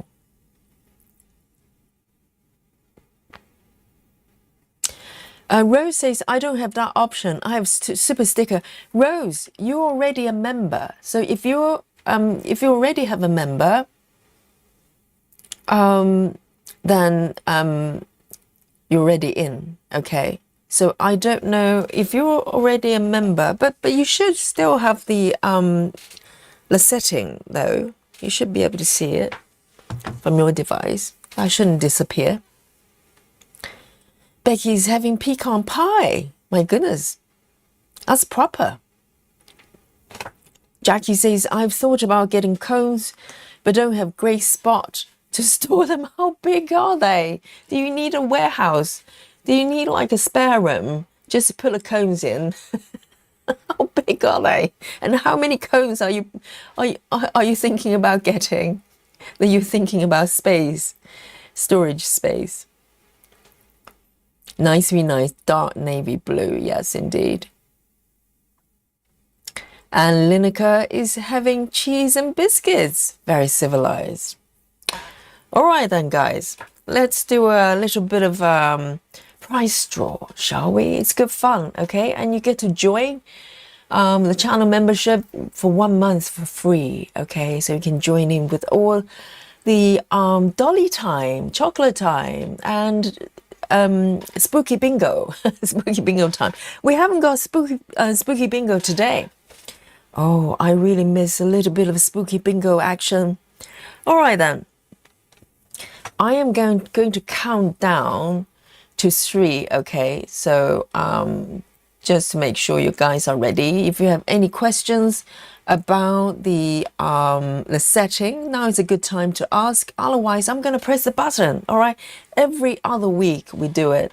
We give away, well, I give away 5 free memberships. Okay, are you guys ready? I'm going to bring up the panel here, so I'm ready to go. So I'm going to press the button, and then we have 5 new members, okay? And it could be you. So if you're ready, I'm going to count down. 3, 2, and 1.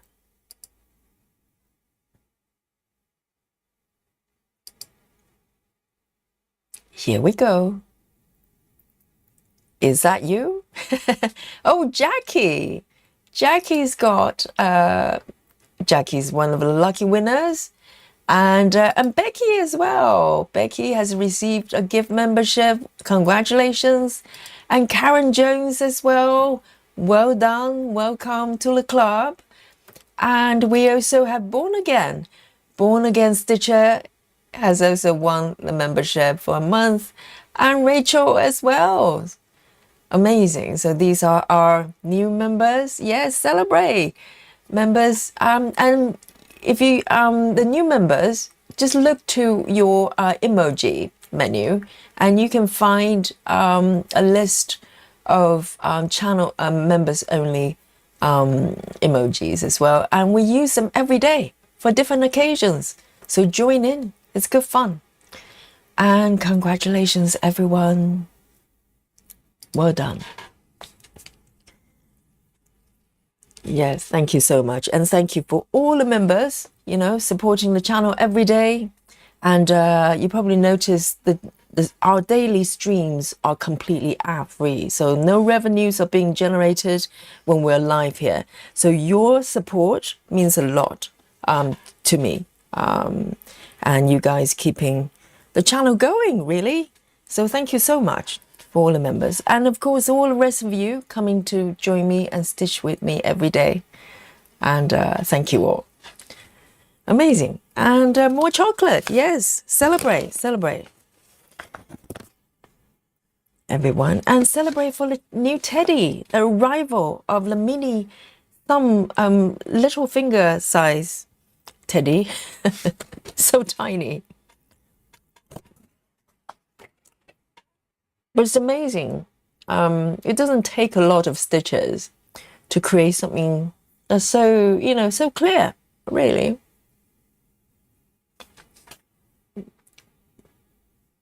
Yes, celebration and yogi move. And we have Dolly, Dolly emoji. You're welcome, Jackie. Well done for getting picked.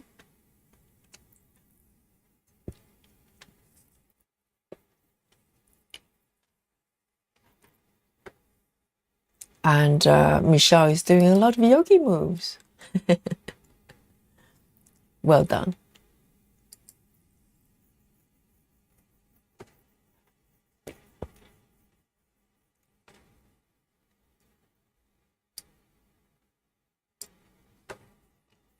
Here we go. Yes, Becky, exactly. That's my cat, Dolly. If you're new to the channel, this is the Christmas edition of my cat, Dolly. There's going to be different editions for different times of the year. And Michelle is doing a beautiful yogi move while having chocolate at the same time. Amazing.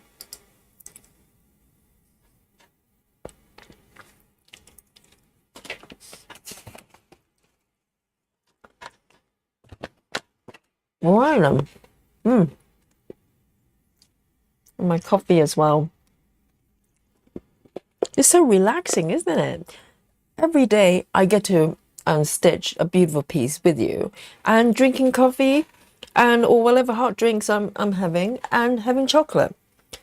Life is good. Life is good. And I hope you enjoy it too.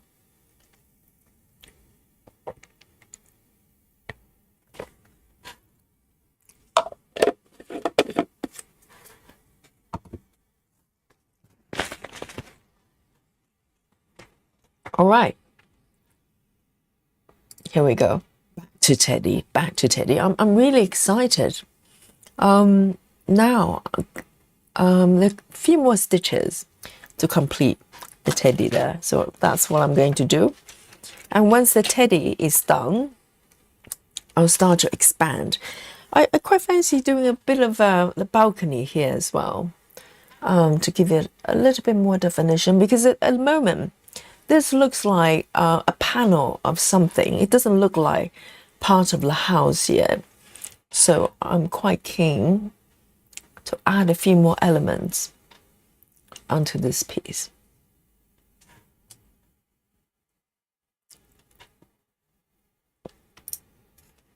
Very nice.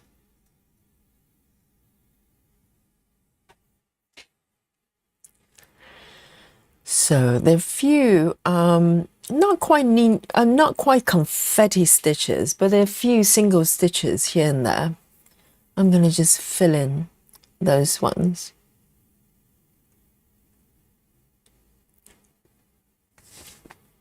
Okay, so the next color is 352. 352.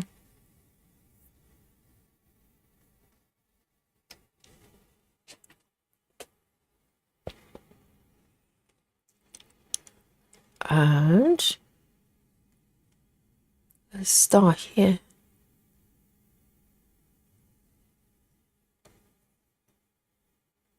A lot of times, if I'm starting a new color, and like this one, if you look at my chart here, it's got more than one stitch on the same row.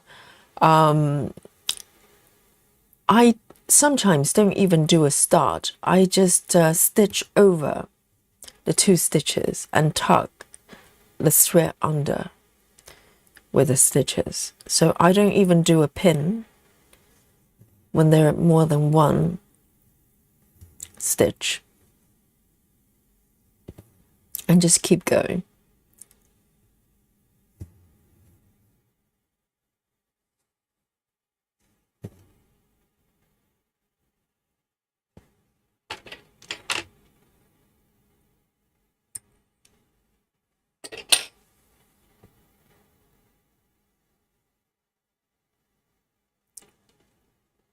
3, 4,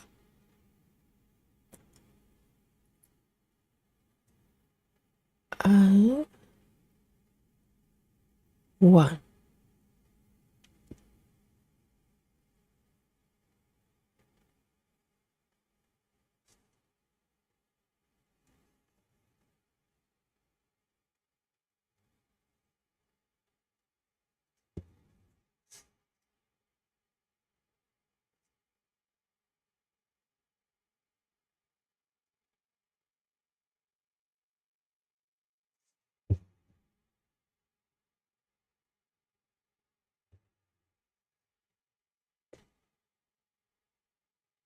Very nice.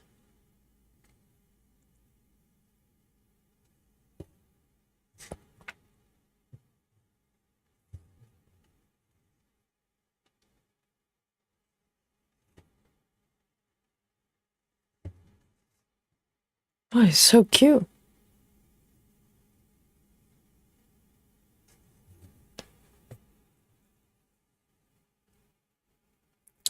Belinda says, looks like I just missed some fun. Yes. I just managed to create this little teddy bear today, actually, Belinda.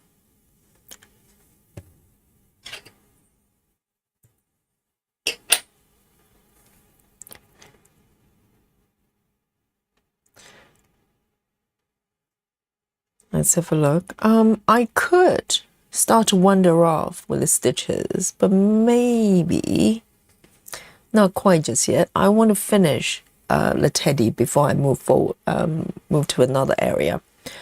So this one is 352. And no spooky bingo today yet, guys. 352. Not even 310, even though I only did one stitch. 352.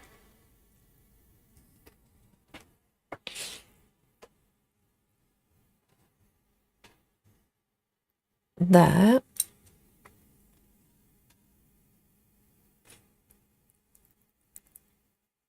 So I've got a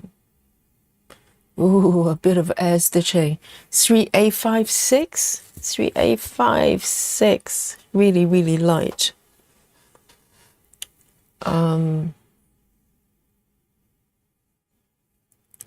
2.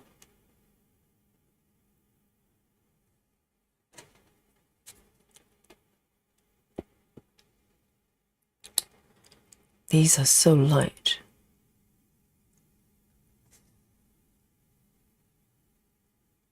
1, 2.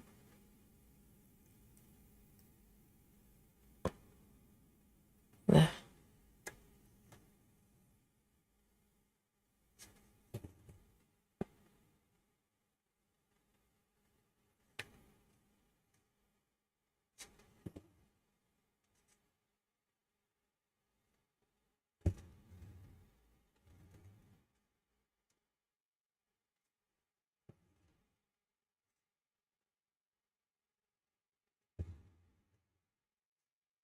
Nice.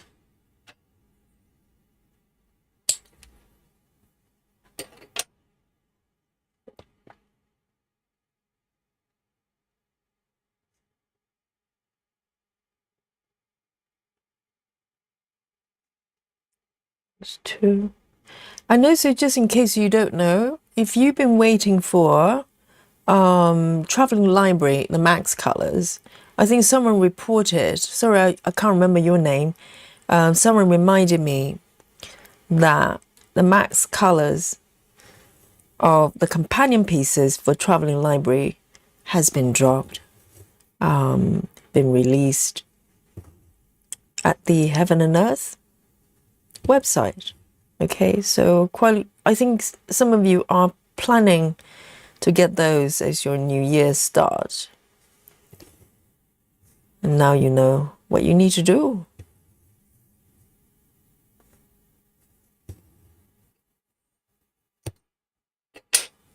Oh, that's so cute. 3856.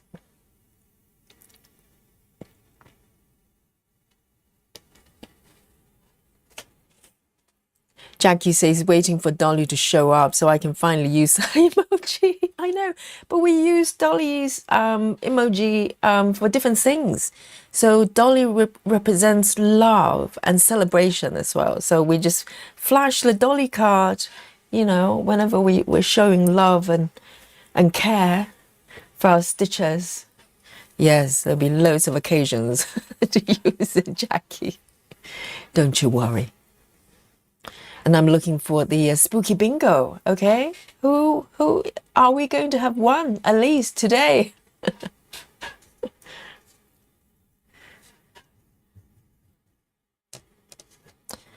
I don't think we had one yesterday. Oh yeah, we did. We had 310 yesterday.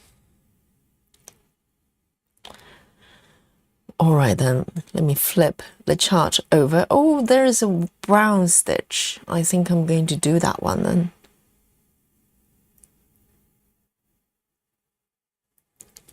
And where's Dolly, really? I think she's napping somewhere in the living room. So not a care in the world. 351, 351.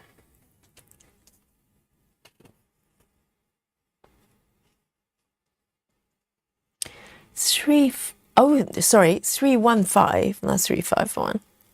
315, it's a brown.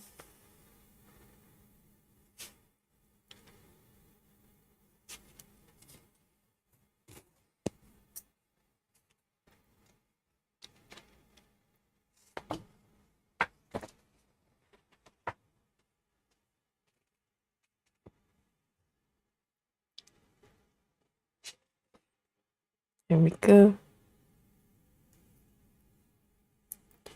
Just one stitch here in the middle, next to the nose.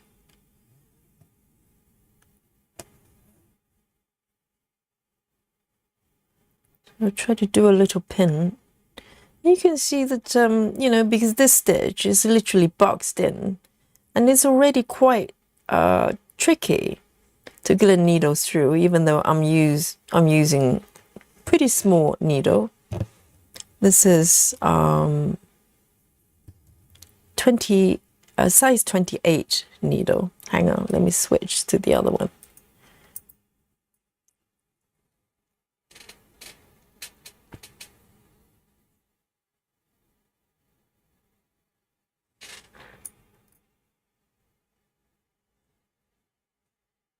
But sometimes the preparation and the things you have to do for one single stitch is so much greater than doing, you know, like entire blocks sometimes.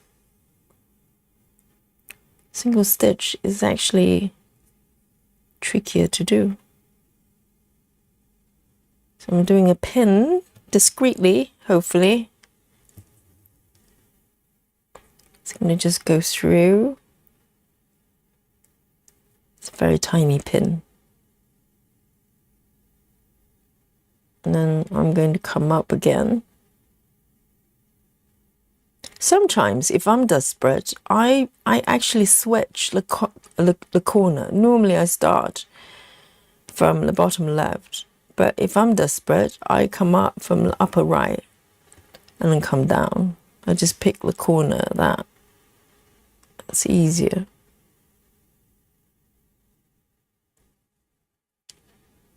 This one's tricky, isn't it?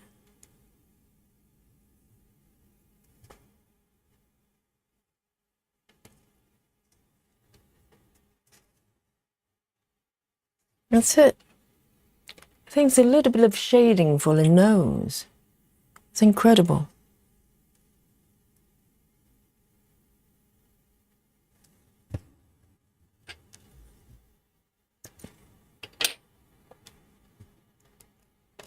And also, Jackie, this is the Christmas edition of Dolly. So this version is only available for the Christmas period.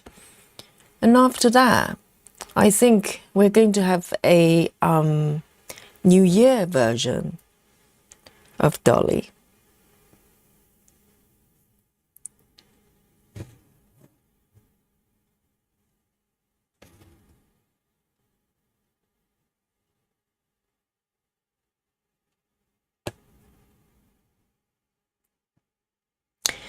Becky says, how do you mark your fabric? Oh, do you mean gridding? I use a pencil. So this is, I just use a regular pencil, like this one.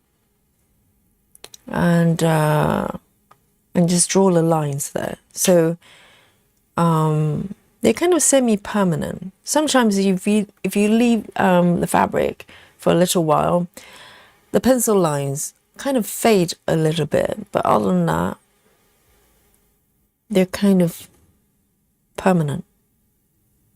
So you need to be okay with that.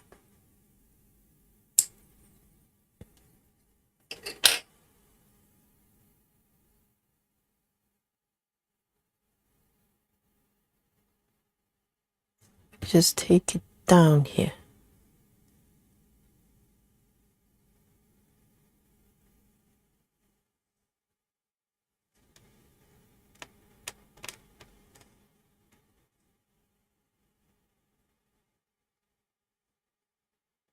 I don't know what's going on here.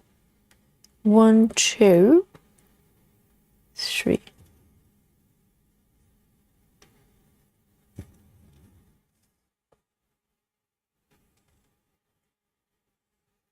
Susan says Valentine dolly. Yes, I think there's going to be a seasonal dolly for festive festive occasions.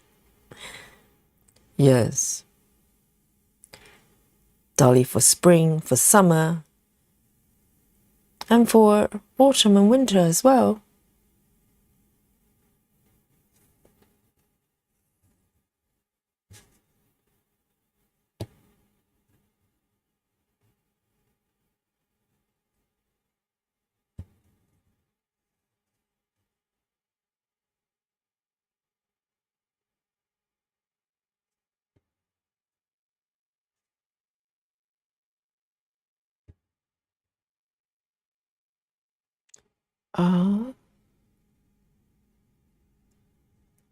So I'm starting to build up stitches around the teddy. I'm going to just flow the stitches kind of in the surrounding area.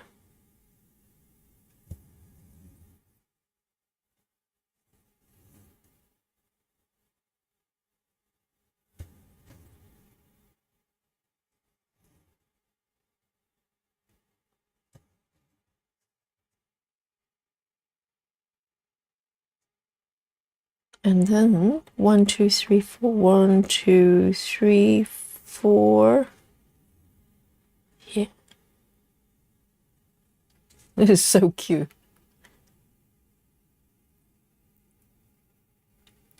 Susan says, spooky seasons, Dolly. Oh, you're giving me ideas. Yes, absolutely. Absolutely. Dolly for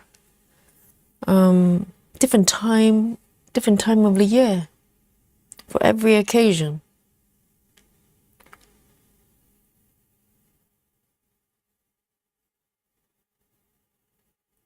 One, two.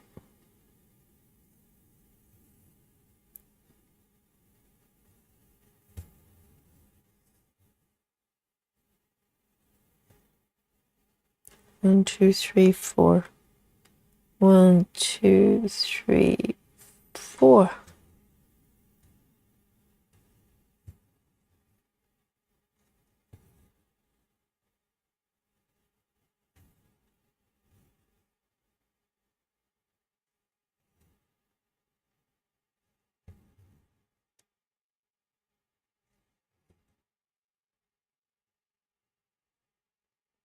There you go.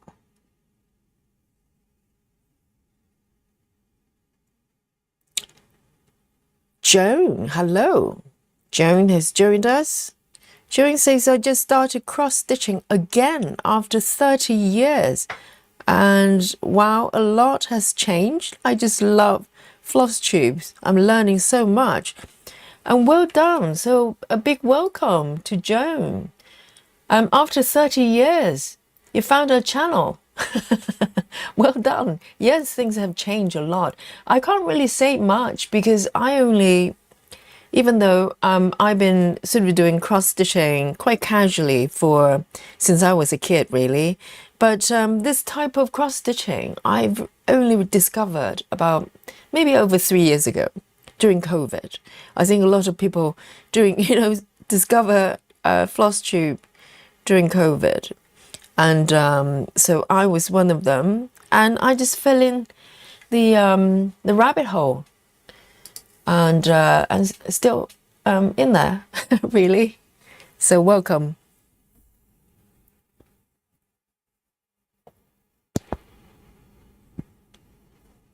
Jackie says, did you name her Yogi or did she already come as Dolly? No, I named her Dolly, and she had a sister. So both of them came from the same litter. And so I had both of them because they seem very close. So I decided to take on both of them. So Molly, unfortunately, passed away last year. So I have Dolly now. But it used to be Dolly and Molly, Molly and Dolly. They're both black and white tuxedo cats. And I miss Molly a lot.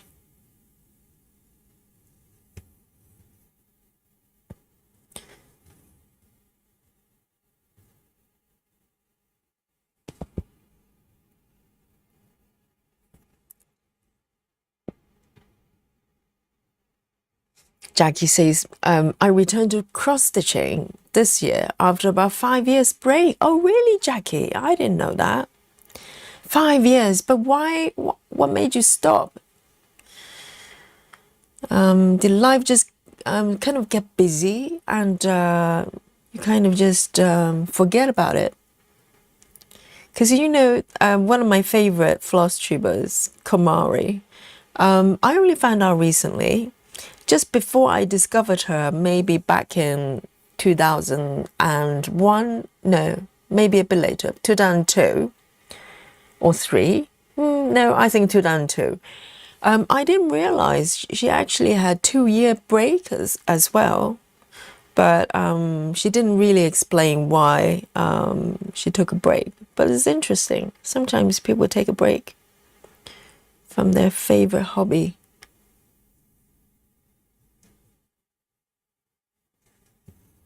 No break for me just yet. I love it. I mean, for me, every day stitching is so calming as well. So I don't really mind while I'm stitching. I just feel calm and happy when I'm stitching. So I'm happy to stitch different projects every day, and I don't care about stitch count, even though I do care for guess my stitches, okay? Every stitch counts. But other than that, if it was up to me, I literally do not look at stitch counts.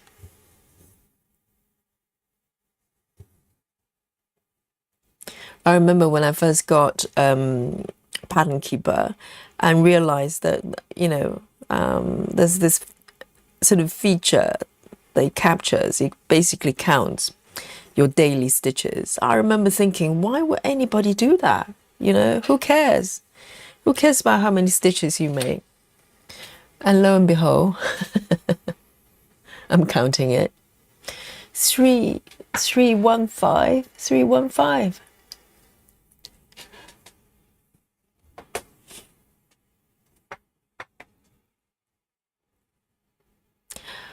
Wow, Fox Stitchery, welcome.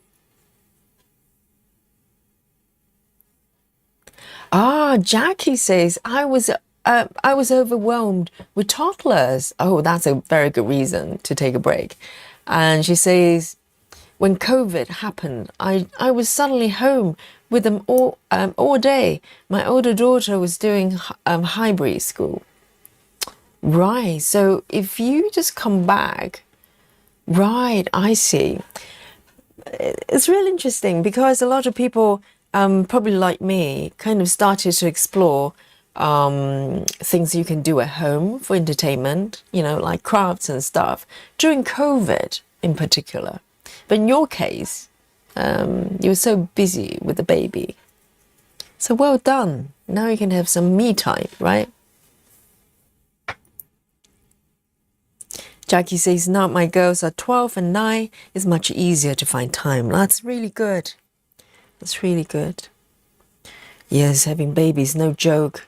I remember when my brothers, they have their newborns, they literally didn't sleep for years, probably. They always looked tired when I saw them. It's incredible.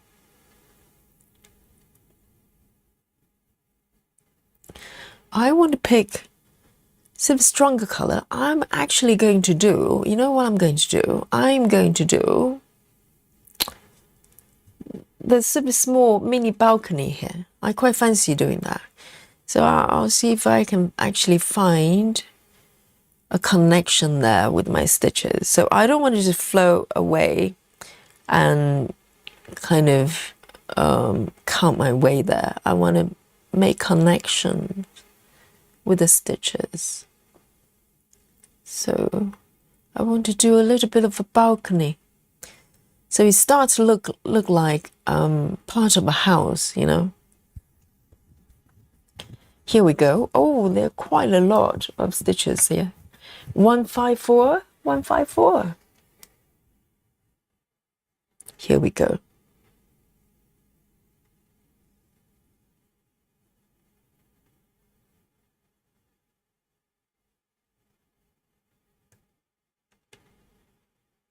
This one.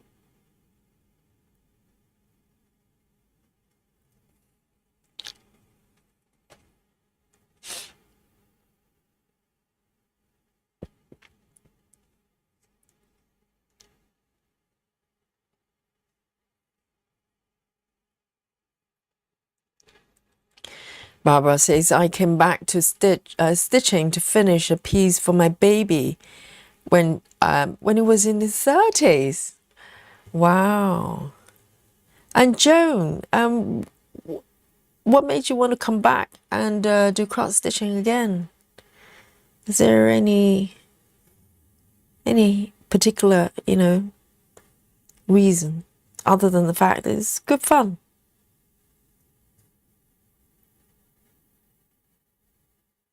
Oh, hang on, I forgot to do a pin.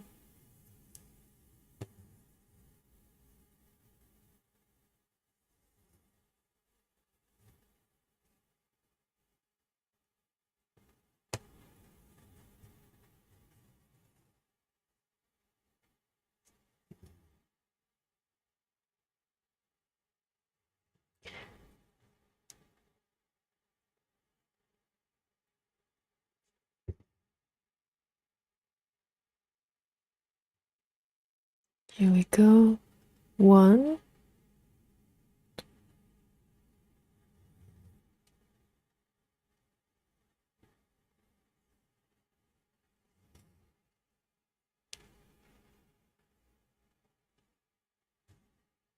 So Jones still has previous projects.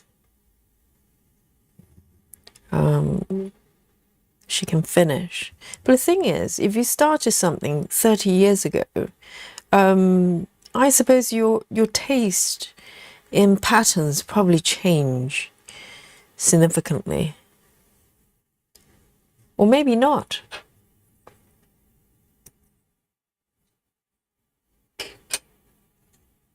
It looks like the teddy is just floating there. Flying teddy.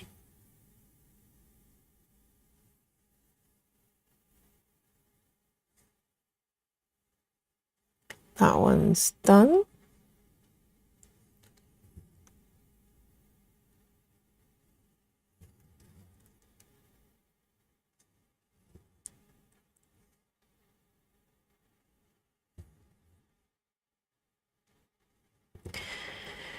There are a few pieces I used to do by dimensions. I love to be able to finish them. But the thing is, now I'm stitching a lot of full coverage, like this type of full coverage. Dimension type of pattern they are charted very differently. So in a strange kind of way, I don't know, because when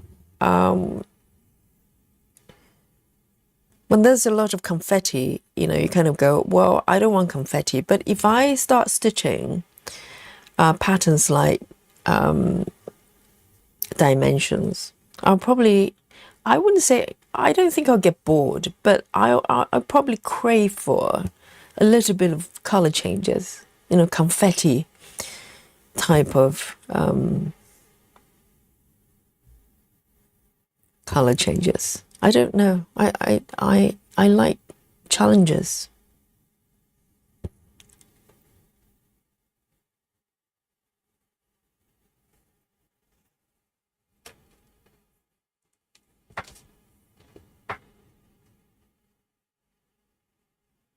Jackie says, Joan, advice to Joan. Floss tube is a slippery slope. Started this year with only 2 projects. Now I have 10. Jackie, just wait for 2026. Oh, it's going to get worse. It's going to get worse.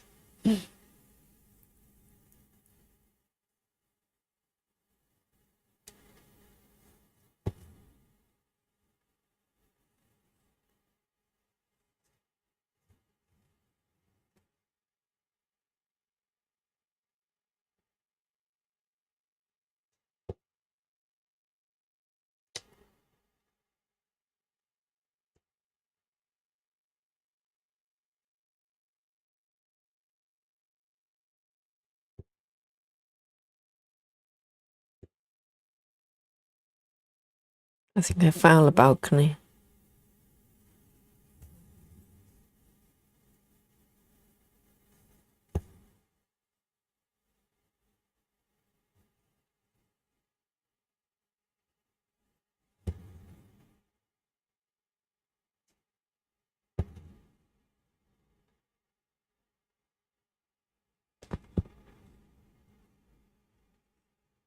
Jackie says, I bought 5 charts in Hay sale, and this week it's not looking good for me.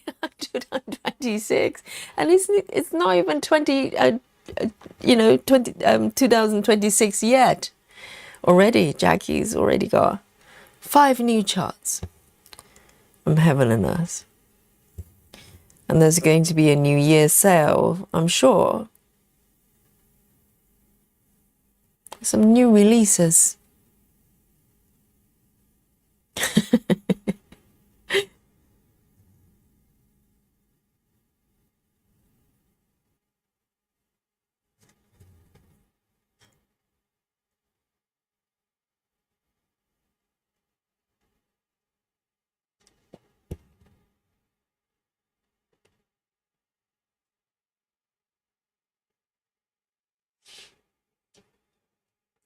Barbara says, my granddaughter calls me a hoarder when she sees my cross stitch. Well, these projects take a long time to finish, so it's not hoarding. You're just stitching.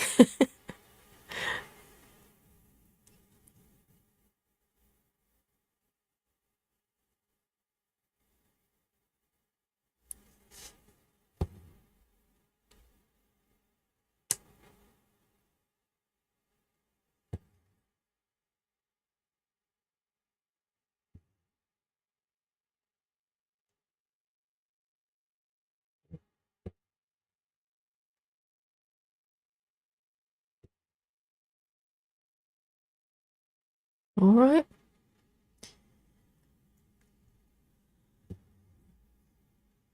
One, two, three.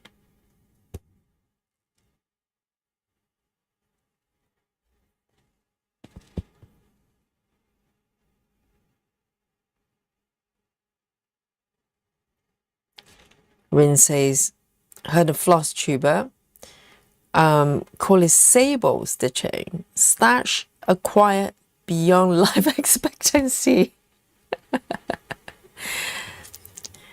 Yeah, well, who knows? I mean, you know, every stitcher is so different. That's what I find just chatting with you.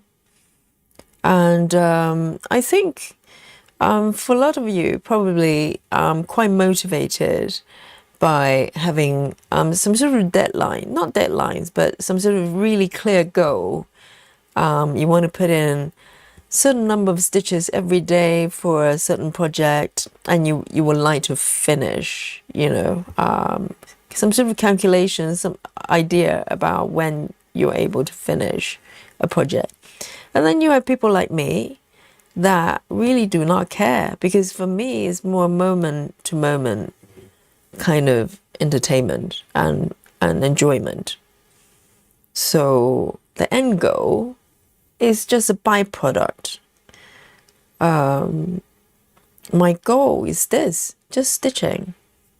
So, in a way, I don't mind how big a project is. In fact, I tend to be drawn to large projects. For New Year, I'm starting a supersize, project. So I have no idea when, how long it's going to take to finish. And I don't really care.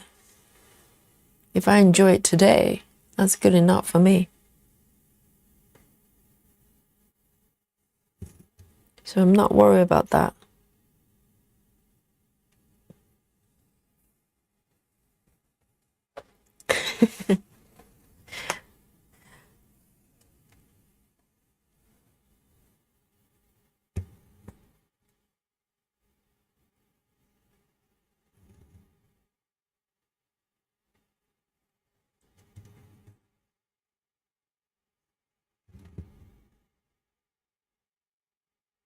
But I think, anyone who's got sort of a passionate about certain thing they do, whether it's a hobby or whatever it is, they probably tend to, I say live longer, because you have reason to. A lot of people who are fighting fit until they retire. Some people are just not suitable for retirement. And, even if you retire, it's such a great idea to have something that you want to wake up every day for, right? And I would definitely say my dad, who definitely shouldn't have retired, because he was such a driven person. Even when he retired, you can just tell he was trying to find things to do. But he's kind of pretending to enjoy, just doing nothing, and well, not doing nothing, but just doing leisurely things. But deep down, I think he maybe I think he's just one of those people that shouldn't have retired at all.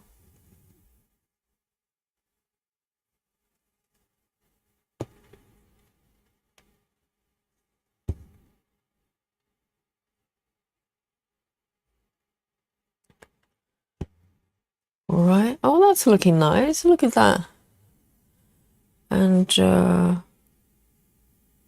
1, 2, 1, 2.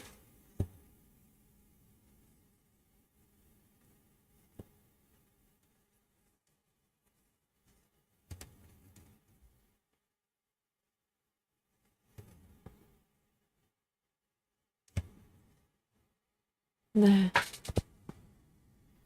That's quite nice.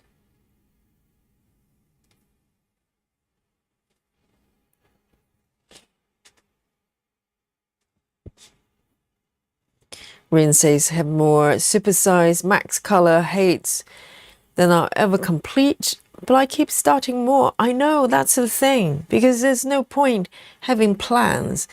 You might get to start a new project and go, well, according to my app, if I put in, 2,000 stitches a day, if you're alien, okay?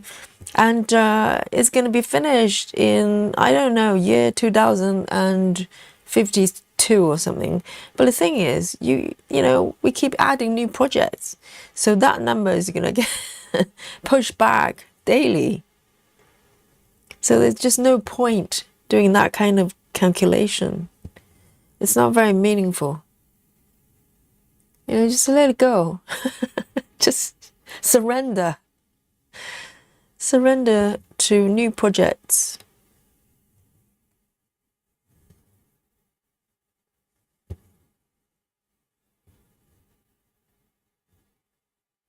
And just enjoy the moment-to-moment stitching. Today, for me, the completion is this little teddy. I'm very, very happy. Very, very happy. I'm having so much fun.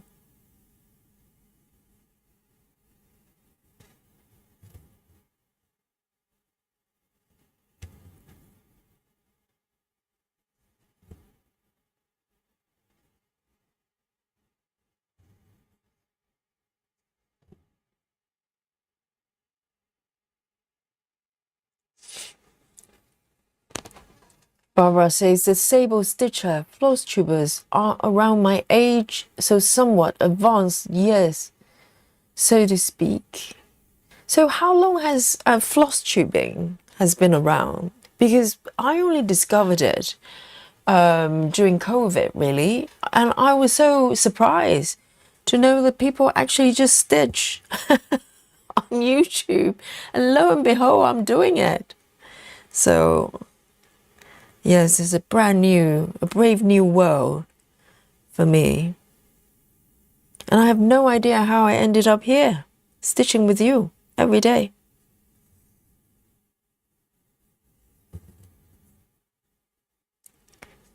It's such a strange world. Life is strange, isn't it?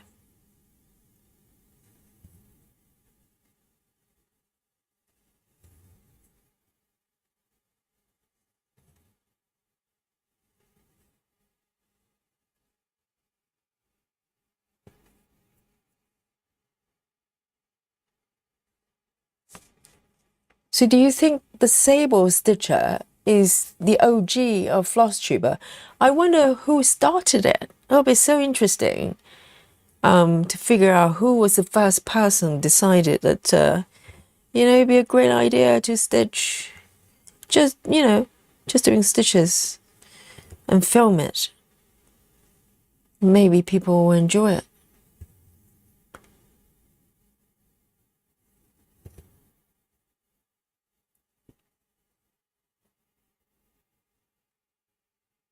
Jackie James says, I can't wait to retire, more stitchy time.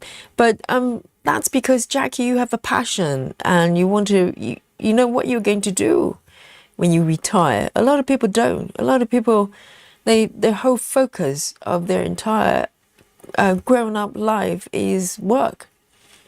And they don't have a hobby. And so when they retire, they don't know what to do with themselves.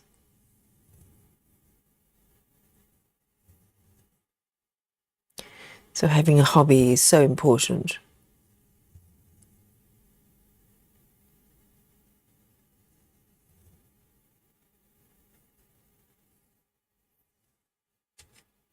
I have a floating teddy happening there.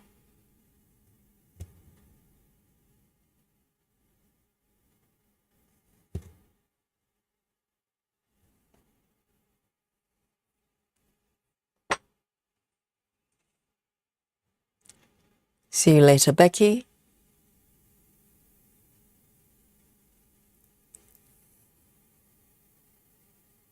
Barbara says, I retired at 62 and still working.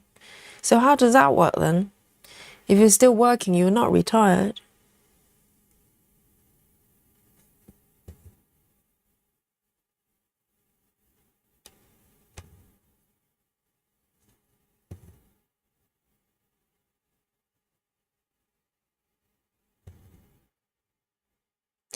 I think retirement only sounds good if you don't really enjoy your job, you just want to have time to do what you really love to do, then perhaps, retirement is a good thing to do.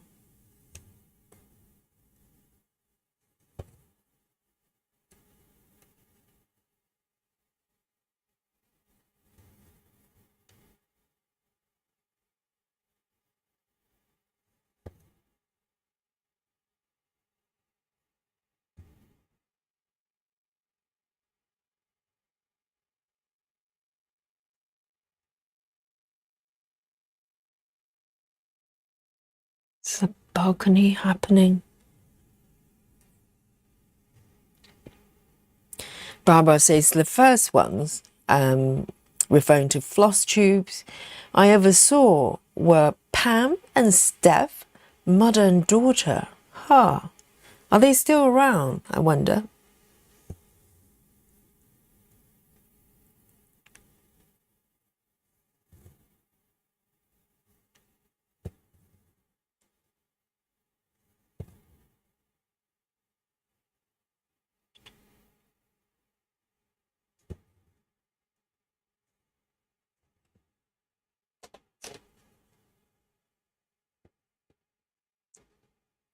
Betty says, I think they've been doing for about 9 years, maybe. Ooh, that's a long time. Barbara says, I'm collecting social security and pension, but work part-time. Okay, so you can still work part-time when you're collecting pension. Interesting.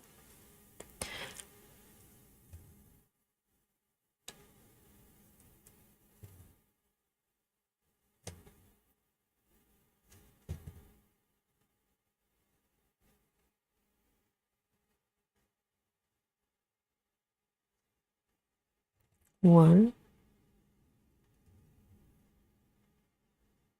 two.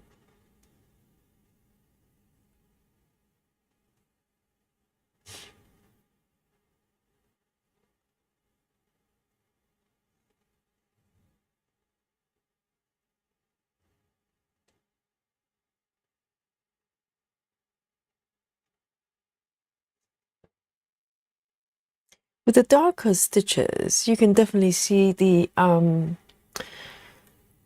shape of the stitches a lot more. It's just more pronounced. It's really interesting because these ones, they kind of just come together. You probably couldn't tell if they're full cross or 10 stitches, but there's certain colors, they just show, you can kind of see a little bit more. You can see the shape of the stitches a little bit more. I wonder why that is. It's very interesting. Because these ones, they kind of just blend together. You don't really see the shapes. You don't see the slashes, you know. And fascinating. And the teddy is okay. The teddy is quite sort of well covered.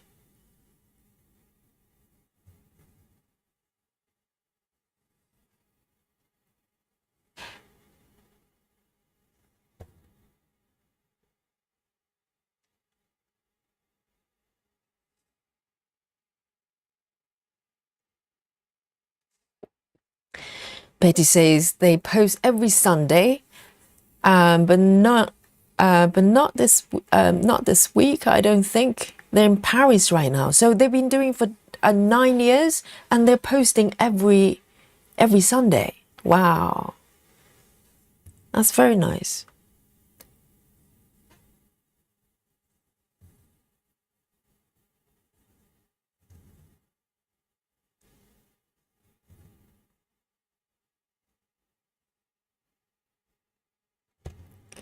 And it's a wonderful thing for a mother and daughter to do together, isn't it?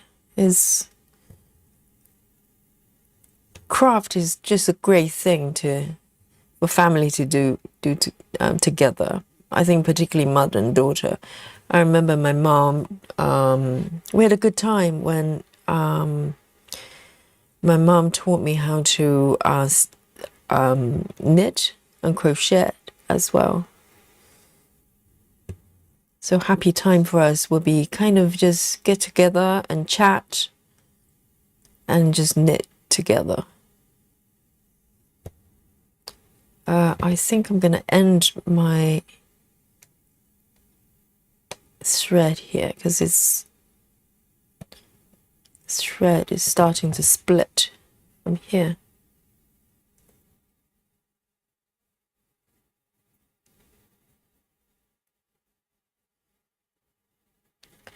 I think it's my needle. I think my needle, this one is damaging my thread in some way. I wonder there's something going on inside the eye of the needle. Sometimes can happen.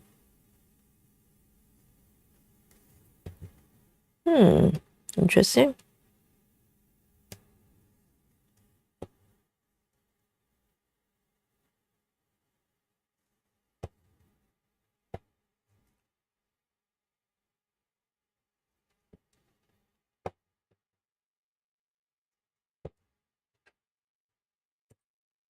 All right.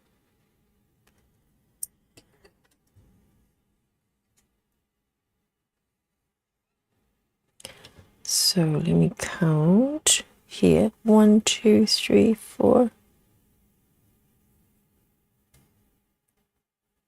That one. And 2.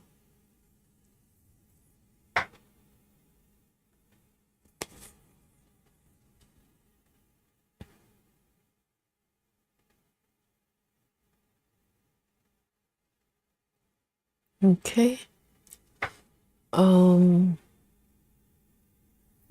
3, 7. 3, 7, 9, 9. 3, 7, 9, 9.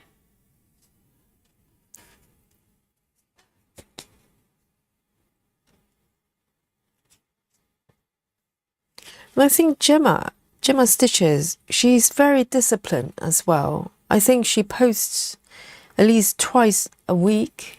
3, 7, 9, 9. You have to be quite disciplined to keep it going.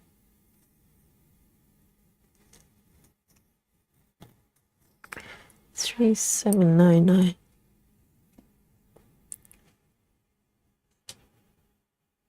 Oh, Lona says in the US, crochet is pronounced crochet. Really?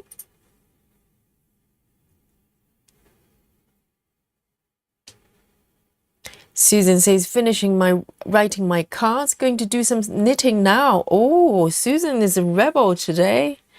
She's making Christmas cards and writing cards. And now she's not stitching tonight. She's knitting. Oh. It's like that, is it, Susan?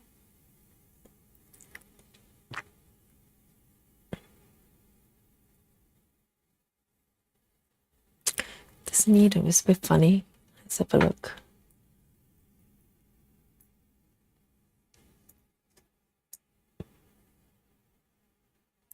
Jackie says, just watched Gemma's color flow tutorial. I think I like it. I know. It's fundamentally, I don't think it's that different from the original method.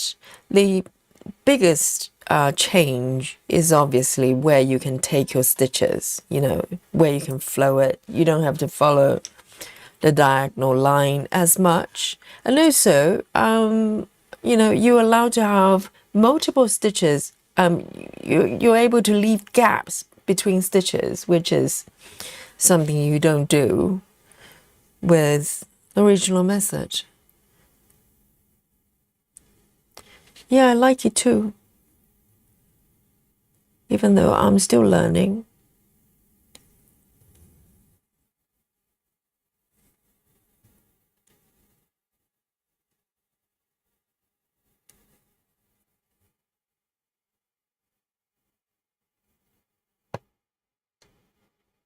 I think Gemma is probably the most original stitcher when it comes to stitching methods.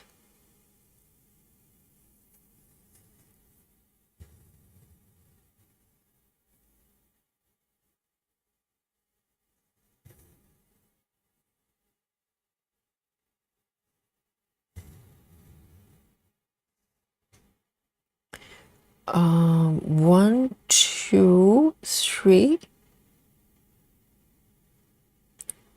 1, 2, 3, 4.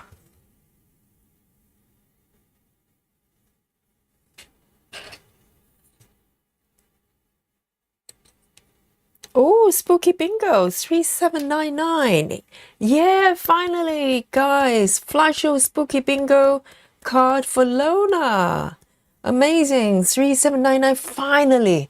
Finally, we made contact. Oh, you know, I thought we're going to have a Spooky Bingo less stream here.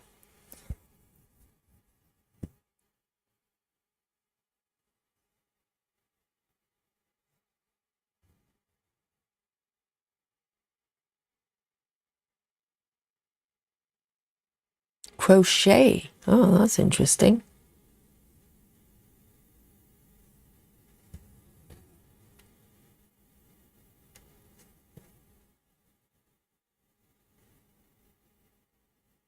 Spooky Bingo fun. Yes, finally. Well done. Well done, Lona. I was going for it.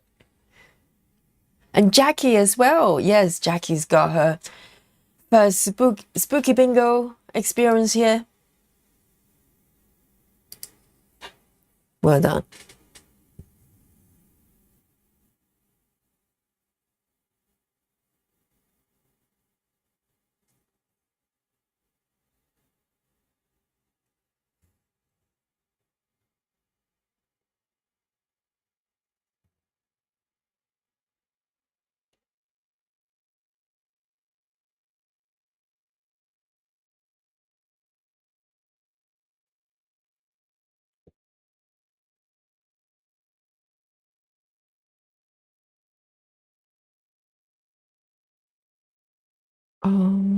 One, two.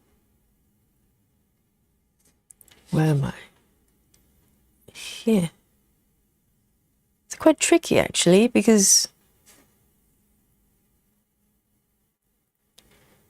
it's still challenging for me to read stitches when they're kind of boxed in.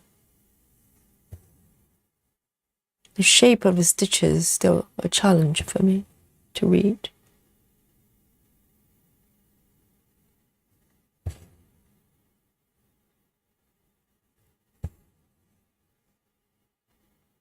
One, two, three, one, two, three.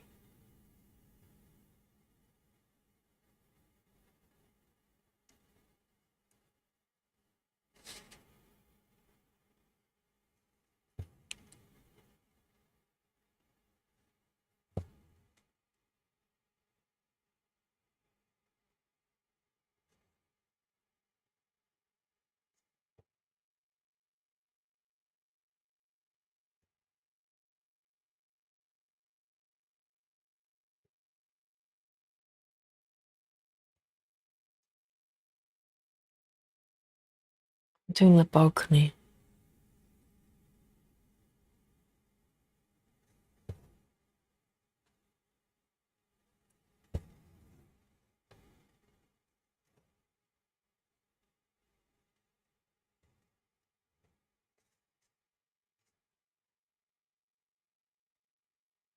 Okay.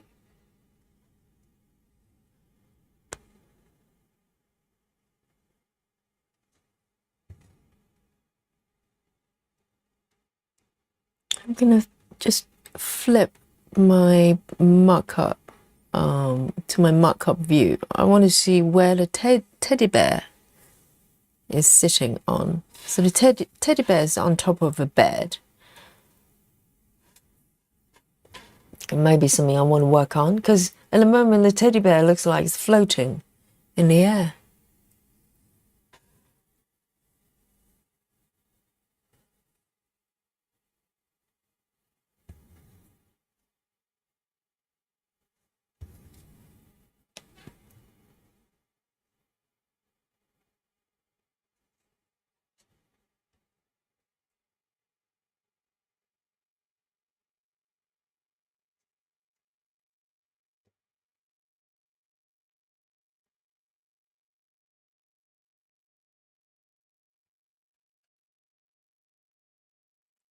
Hello, Bess. Bess Williams from New Zealand is here. Good morning. Beth says, hello everyone. Is that another teddy I see? Another teddy? Did I have another one before?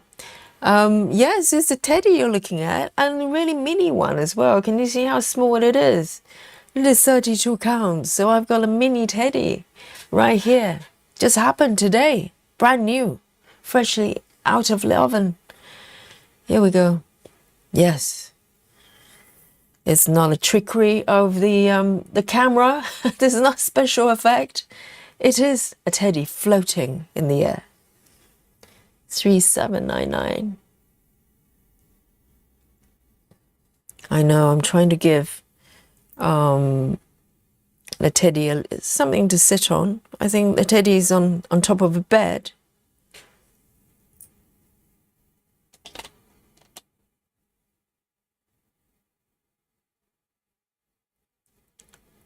Let me have a look. Yeah, why not? Maybe do a little bit of bed stitching. Let me see. The teddy is here.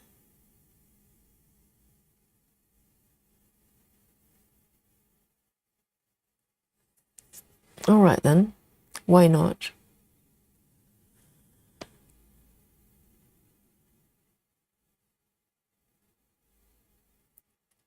Which one shall I go for?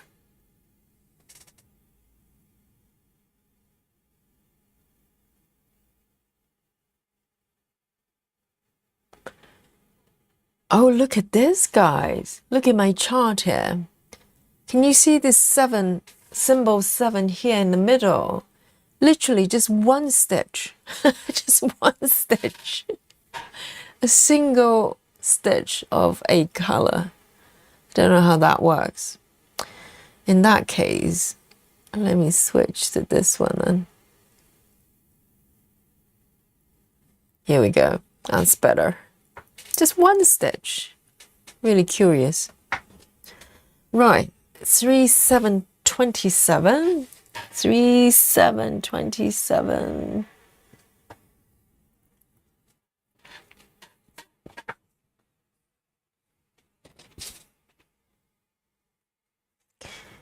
Three 727 is a pink.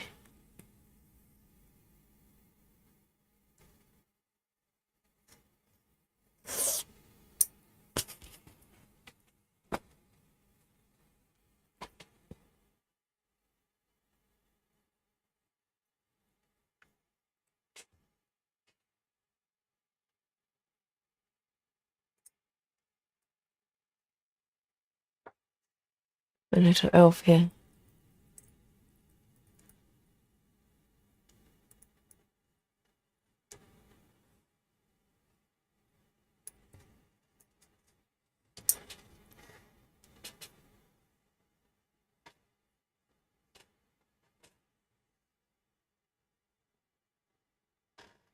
It looks like a fun house. So I'm going to do a little bit of bare stitching here for Teddy. So he's got somewhere to sit on.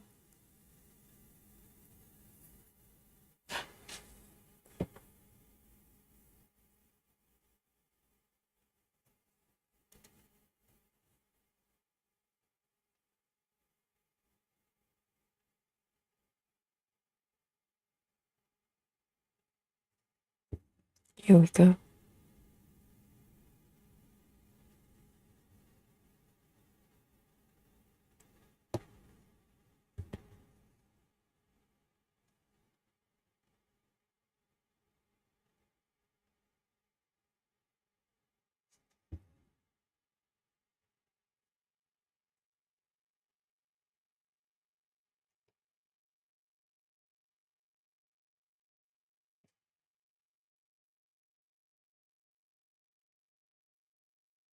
See you later, Sarah. Sarah VM.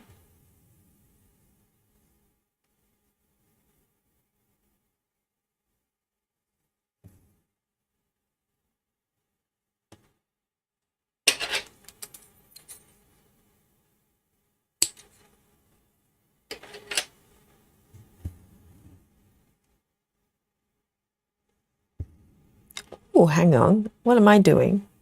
I just kept going in the wrong location.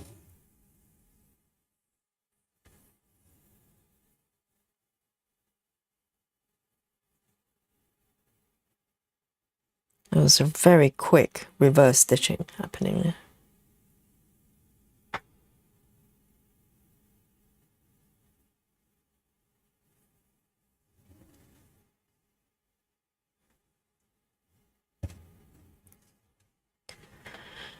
Okay, here we go.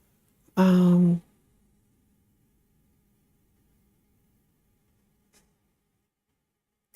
stitch. 1, 2.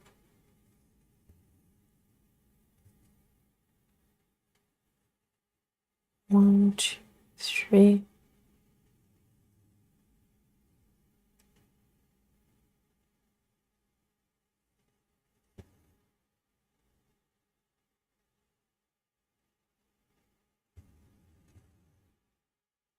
See you later, honey.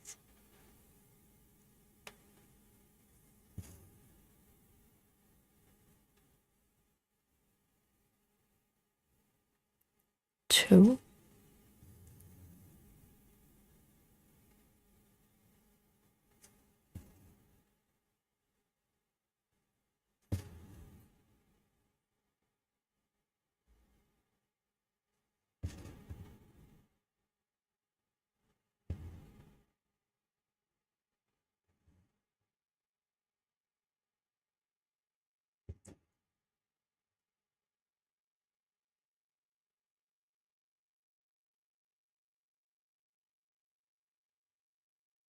Nice squirrel.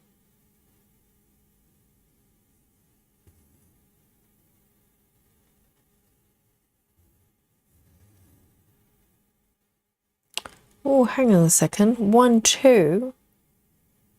Oh dear. Okay, a little bit of a demonstration for how to reverse your stitches. Okay, just in case.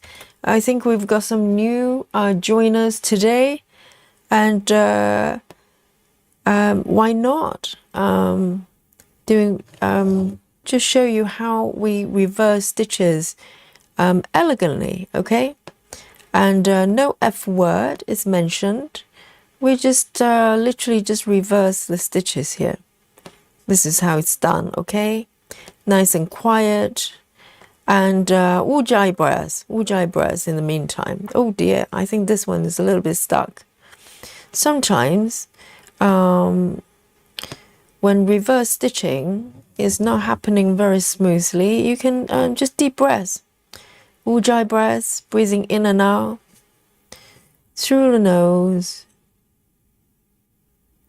and it will happen. Okay, have faith. Have faith. I don't know why I counted incorrectly. I have 1, 2. Okay, I see what's happening.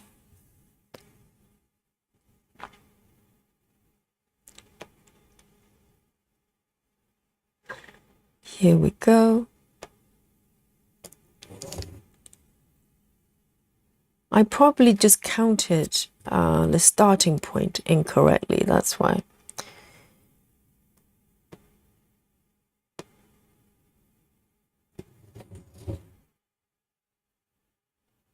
Hey, Travis.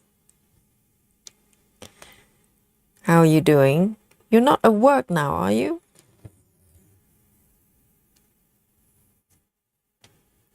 I know, I've got a teddy bear here. I just made it today. Brand new.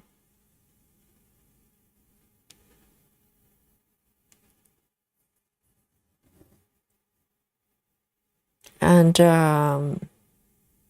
I'm just doing a little bit of a reverse stitching demonstration here. 1, 2. I don't know why I counted incorrectly. I have counted it properly. Let me have a look. Why is that? 1, 2.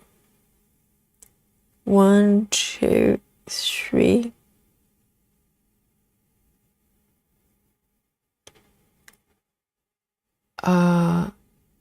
All right. I think I know what's going on. There. And then 3 to the right. This is so tricky. 1, 2. 1, 2, 3. And 4. Because the color is so light, it makes it a little bit more challenging. 1, 2. I think I'm good now.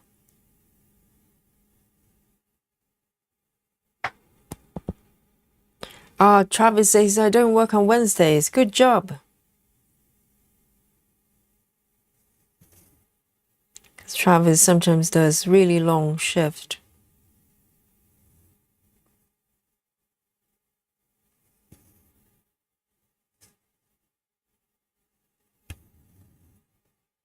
No, that's better.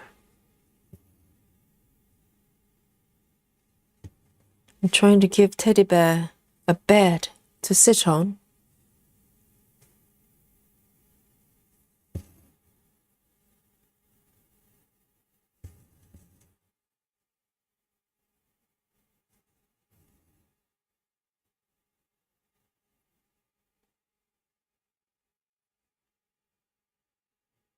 Travis says Monday, Tuesday, and Thursday, 12-hour shift. 12 hours is a long time though. And most people work 9 to 5. It's like how many hours? 8 hours, including lunchtime. 12 hours just seems a little bit over the top.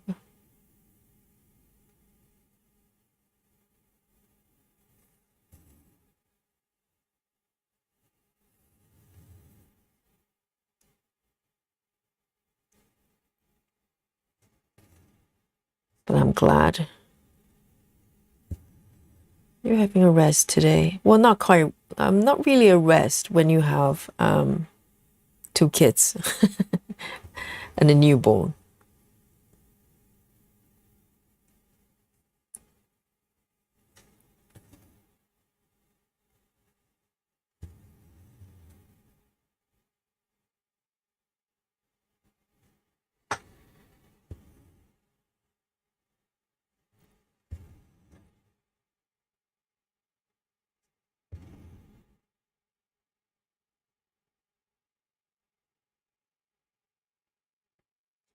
Travis says, I have 2.5-hour breaks in that period.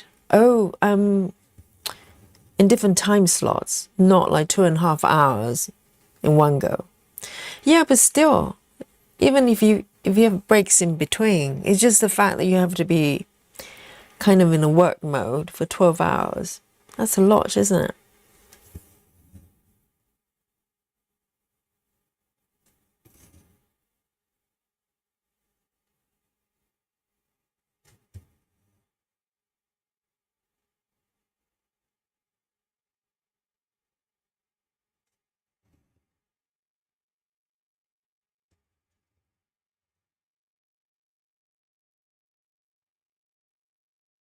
Here we go.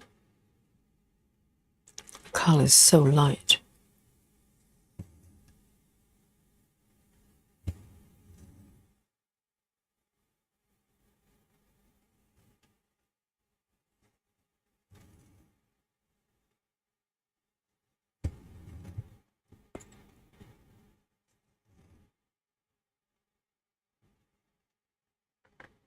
Two.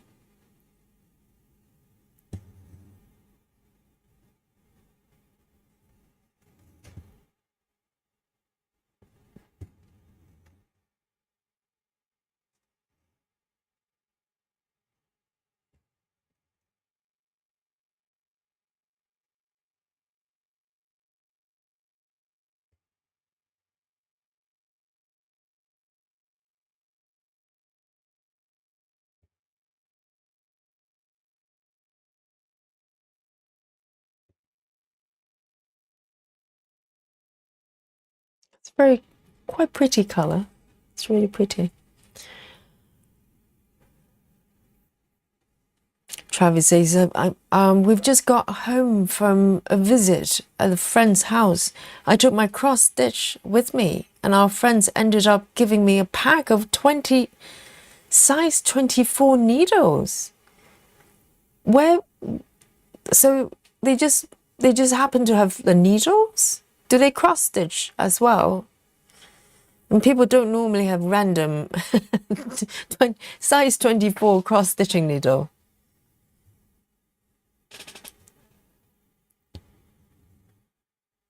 That's very nice. Very nice of your friends to give you some needles.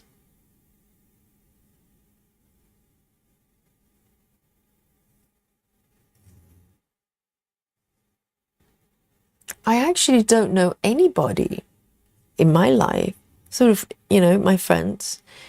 Maybe people just don't talk about it. I don't know anyone around me that actually, I know some knitters, but not stitchers, any kind of stitching. It's interesting. Because when people have hobbies, they, if they play, I don't know, football, or if they play tennis or whatever, or they collect whatever it is, any kind of hobby, people talk about it. And I don't think people talk about knitting or stitching much.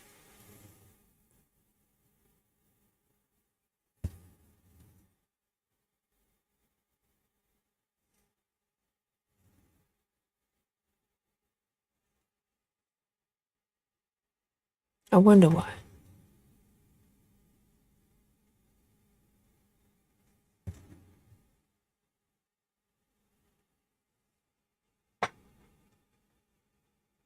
So she just happened to have size 24 needles. And are they cross-stitching needles? Are they sharp?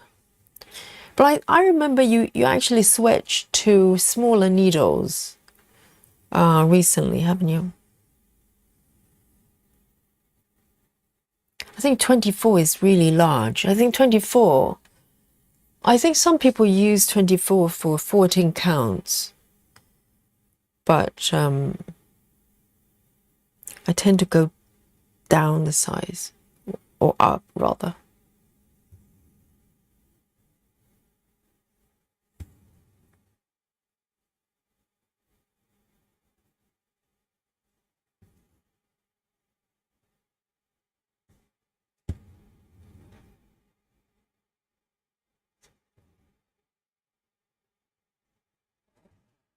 That's quite pretty.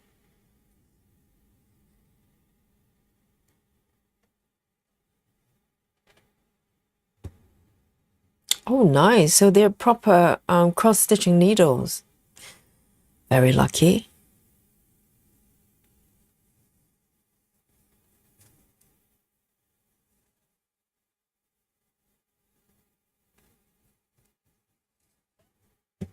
The thing is, one pack of needles probably gonna last very long if you were me.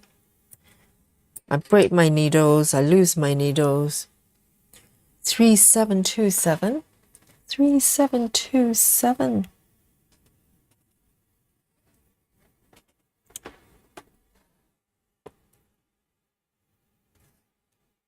I'll probably keep going for a couple of colors. We are about 20 minutes to midnight. I can probably manage another 2 colors. Let's see how it goes. I want to give the teddy something to sit on. So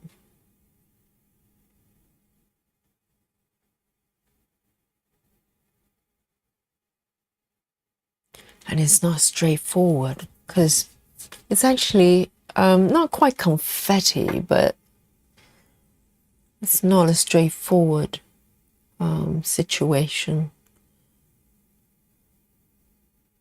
So we've got, oh, that one is better. Because some of the colors are so light, I'm just not in, kind of in the mood to stitch air right now. 3688.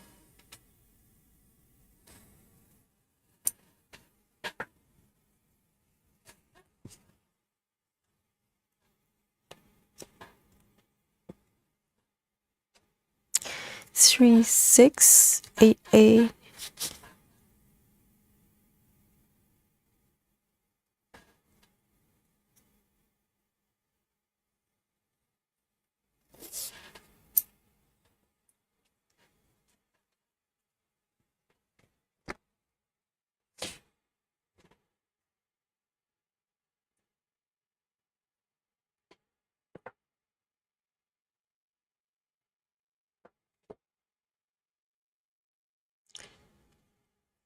You're really only 5 stitches here.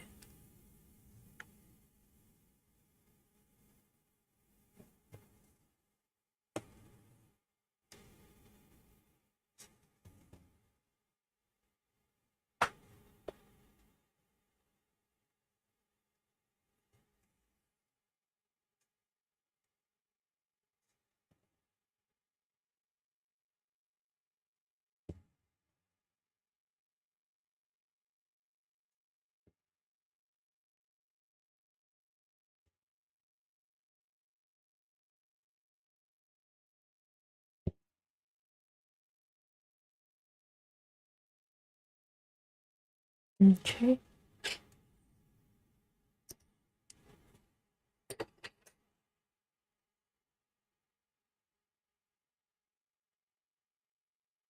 And 2 more stitches over here.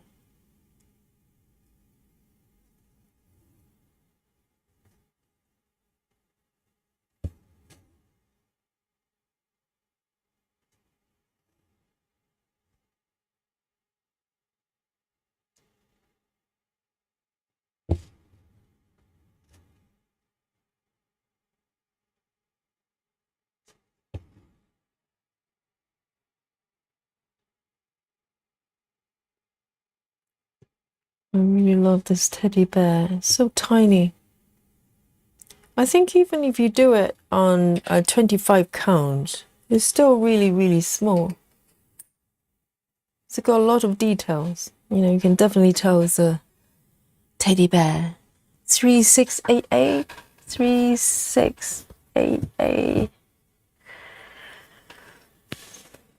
Right, and I'm going to pick the final color of today's session here. So I like to end with a stronger, slightly stronger color. Let me see if I can pick this one.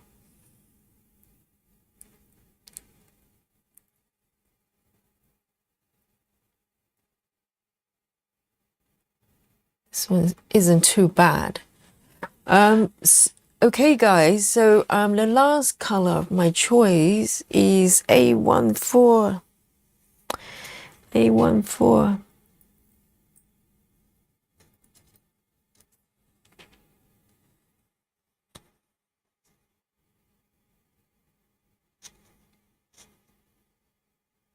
And it's a burgundy, so it's not too bad.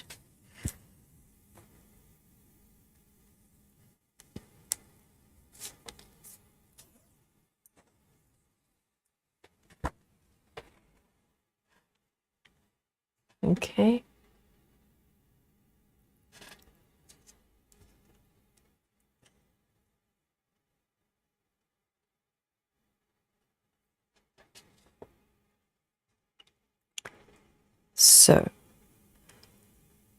So I've got about 10 stitches here, guys.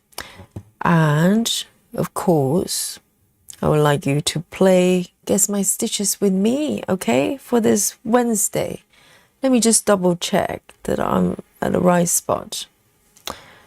And today is slightly all over the place, but with 10 stitches, I would say it's tiny bit faster comparing to other stitches. Not just the fact it's 10 stitches. For some reason, 10 stitching and 10 stitches on 32 count, it just feels a little bit faster.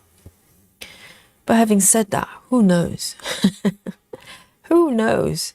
So it's for you to guess my stitches, okay? So this is the Christmas edition of Guess My Stitches, and we've got a new some new joiners today. Maybe you just found a channel, maybe joining live chat for the first time, and wherever you are, wherever you're from, however you got here, come join us, you know, and play Guess My Stitches with Yogi.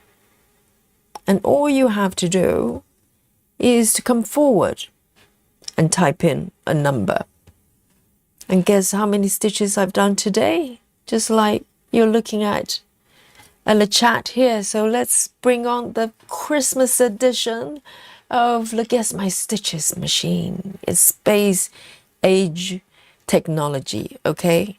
So newcomers, if you're probably seeing this for the first time, and I know you're going to be impressed and maybe shocked, maybe fall off your chair. I don't know. I'm not responsible for your injuries, okay? So hold on as I bring our Guess My Stitches machine. Christmas edition. Boom. There you go. I know. It's impressive, isn't it? And every time I look at it, it takes my breath away. And I built this in my basement with my power tools. Okay, you've never seen my power tools. Oh, they are very powerful. So let me do the final 2 stitches.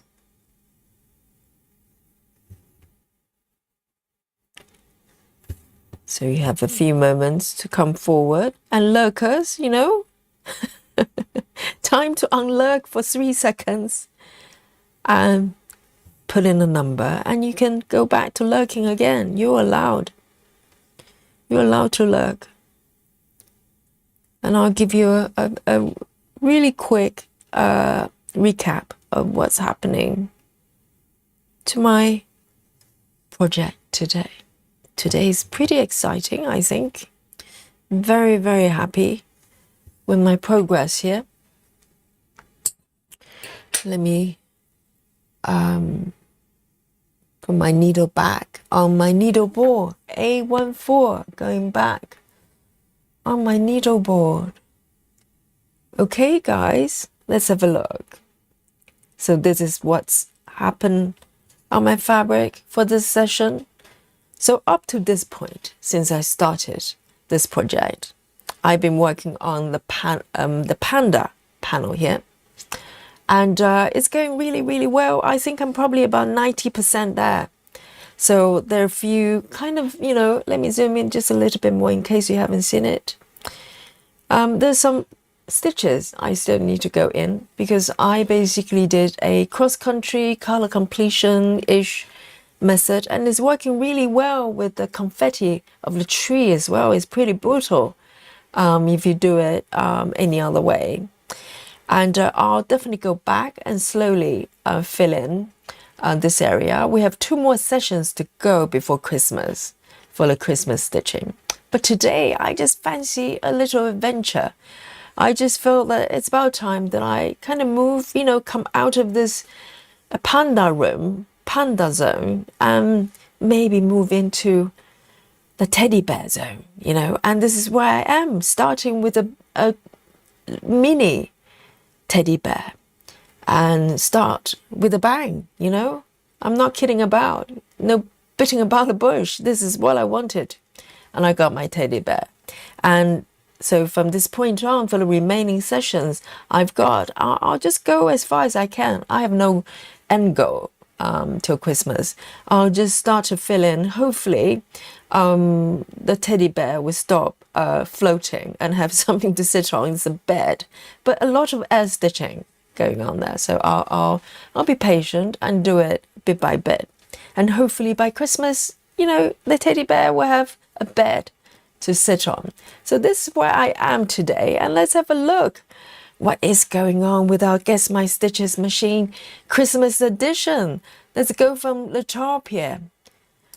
Amazing, everyone. We've got Clara 356 and Sarah 217, Susan 288, and Beth 302, and Diana Smith 250, and Travis 295, just in time to play Guess My Stitches, Travis, and Love Drunk 212, and Summer Josephine 278, and Rose 315, and NM 265, Michelle Fuller 252, and Betty 231, Busy Moms 320, and Diana Smith 246.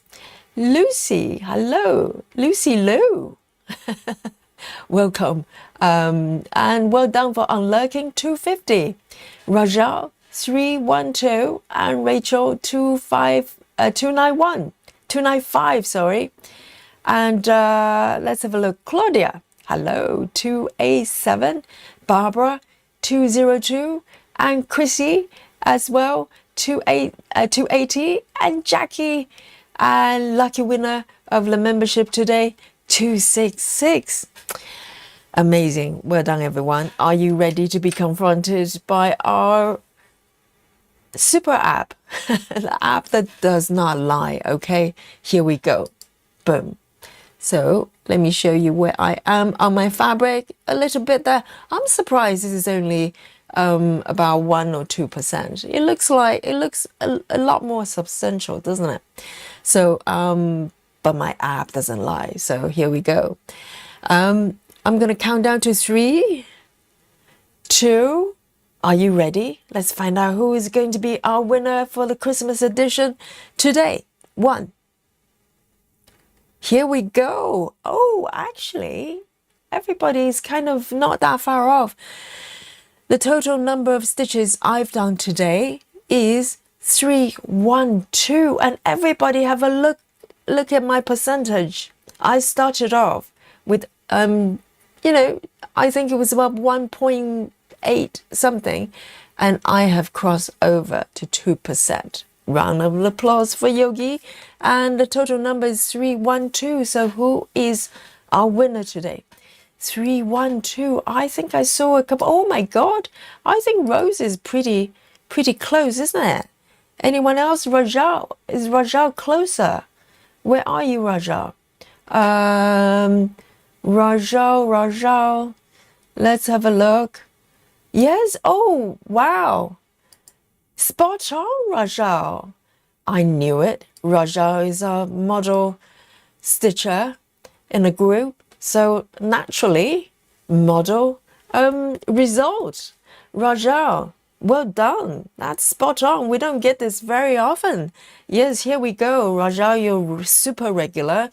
So you know what's coming your way and my way as well. Victory. That's what it is. Praises and admiration and respect from stitchers from all over the world, from different time zone here, joining us. And Sarah is bringing out the cookies and milk already. Rajal, you're in for a treat. Okay, yes. Hurrah, Rajal, yes. Fantastic. Congrats. And thank you, Ring. And congratulations to Rajal, and congratulations to Yogi, 2%. Thank you so much. And the feast is coming up, and you know it's Christmas. I think the feast is for all of us, okay? And Christmas is to share. So here we go. Bring on the buffet yourself and to share it. I bring nothing. I'm just here stitching. I've got my panda and my little teddy bear. You bring the buffet. You bring the buffet. Oh, guys, thank you so much. So now is 1 minute to midnight. 1 minute to midnight. Yogi signing out, okay? And I'm really happy with my teddy and my panda here. And I'll keep stitching until Christmas. So, from the sleepy London town, Yogi signing out, and give us some nighty night and Dolly love as well. Flash the Dolly car and send us to bed in Europe and the UK as well. And I'll see you tomorrow. Tomorrow is Stitching Whatever You Want Day. So until then, night night everyone. See you tomorrow. Bye bye.